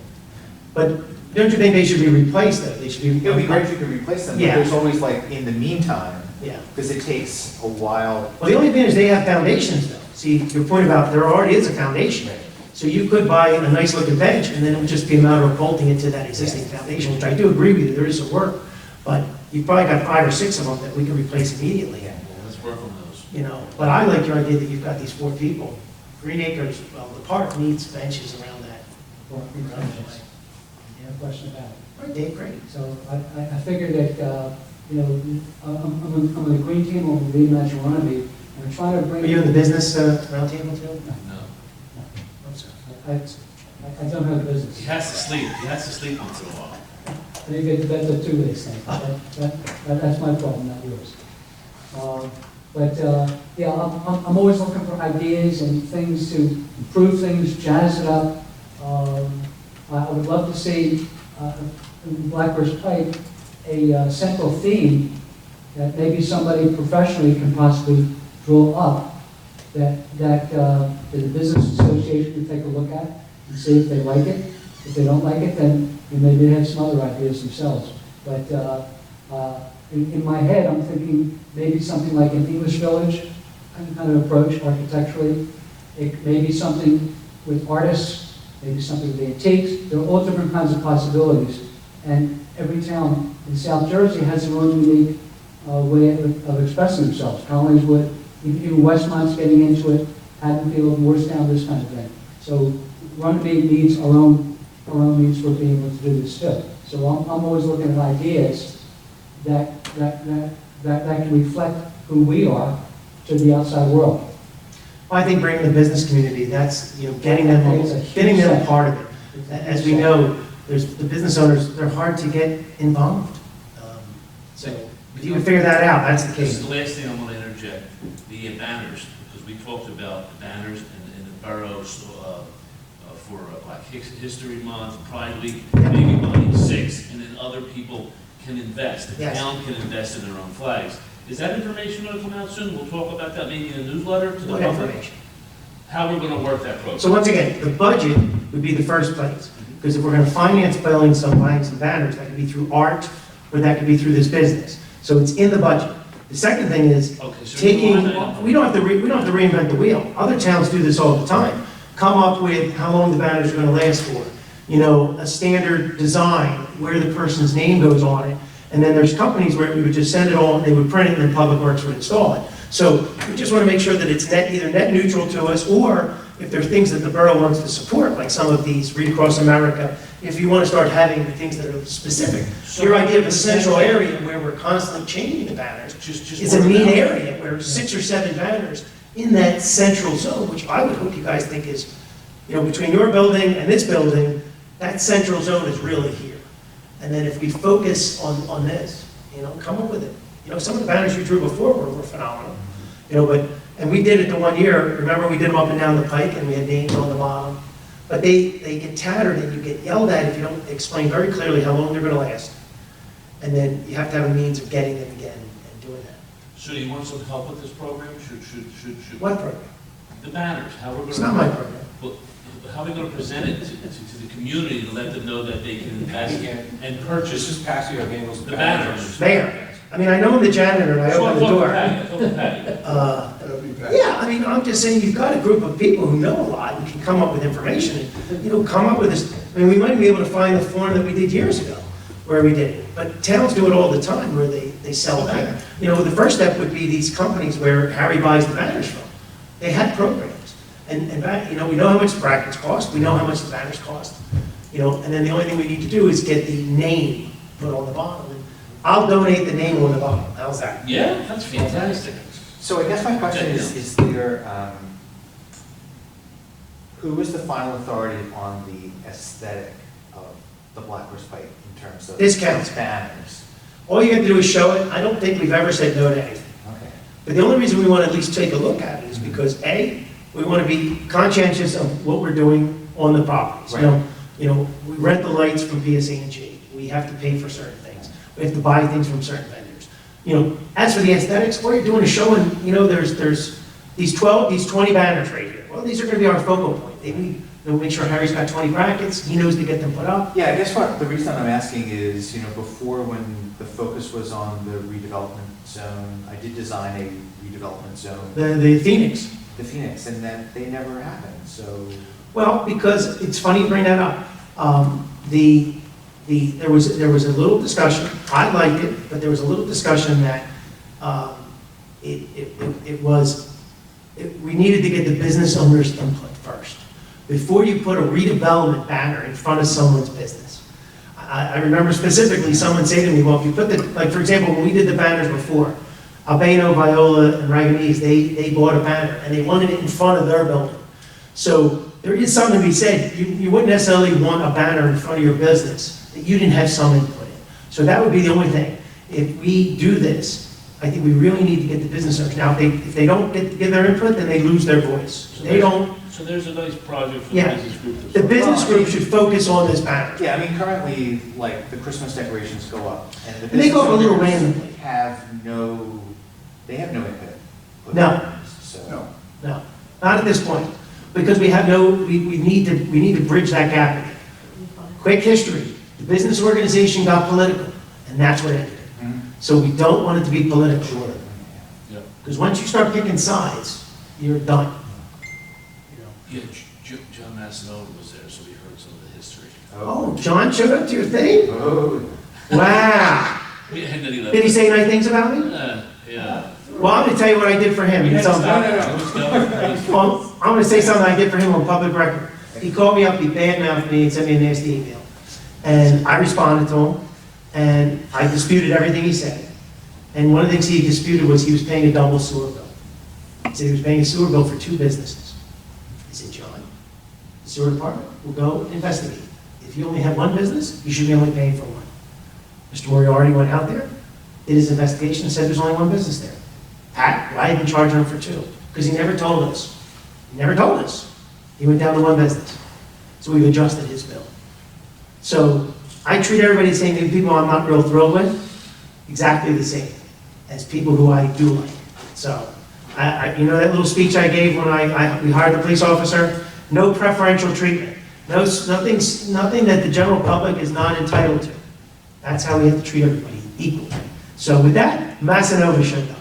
So Massanova made it a political organization. He ran candidates against me, and that's what killed the business organization. Well, that did come up. We said we don't want any of that. We're not. Yeah. It's a new day, and we're not interested. And he made a mistake, because when you pick sides, it makes an organization look political. And he was 100% wrong. And if he was here, and hopefully it's recorded, right, Dan? So everybody can watch what I just said. All right, did you have anything else, Dave? Progress. All right. Thanks for making the meeting go an extra 50 minutes. You're welcome. Anytime. 57 minutes. Anytime. Motion to close the public Get a portion. lot done. It's fine. Motion to close the public Make portion. that motion. I'll second. Motion by Mr. Longstein, second by Mr. Shapiro. All in favor? Aye. Motion to adjourn. I'll make that motion. Motion by Mr. Longstein, second by Mr. Shapiro. All in favor? Aye. Adjourned at 7:58.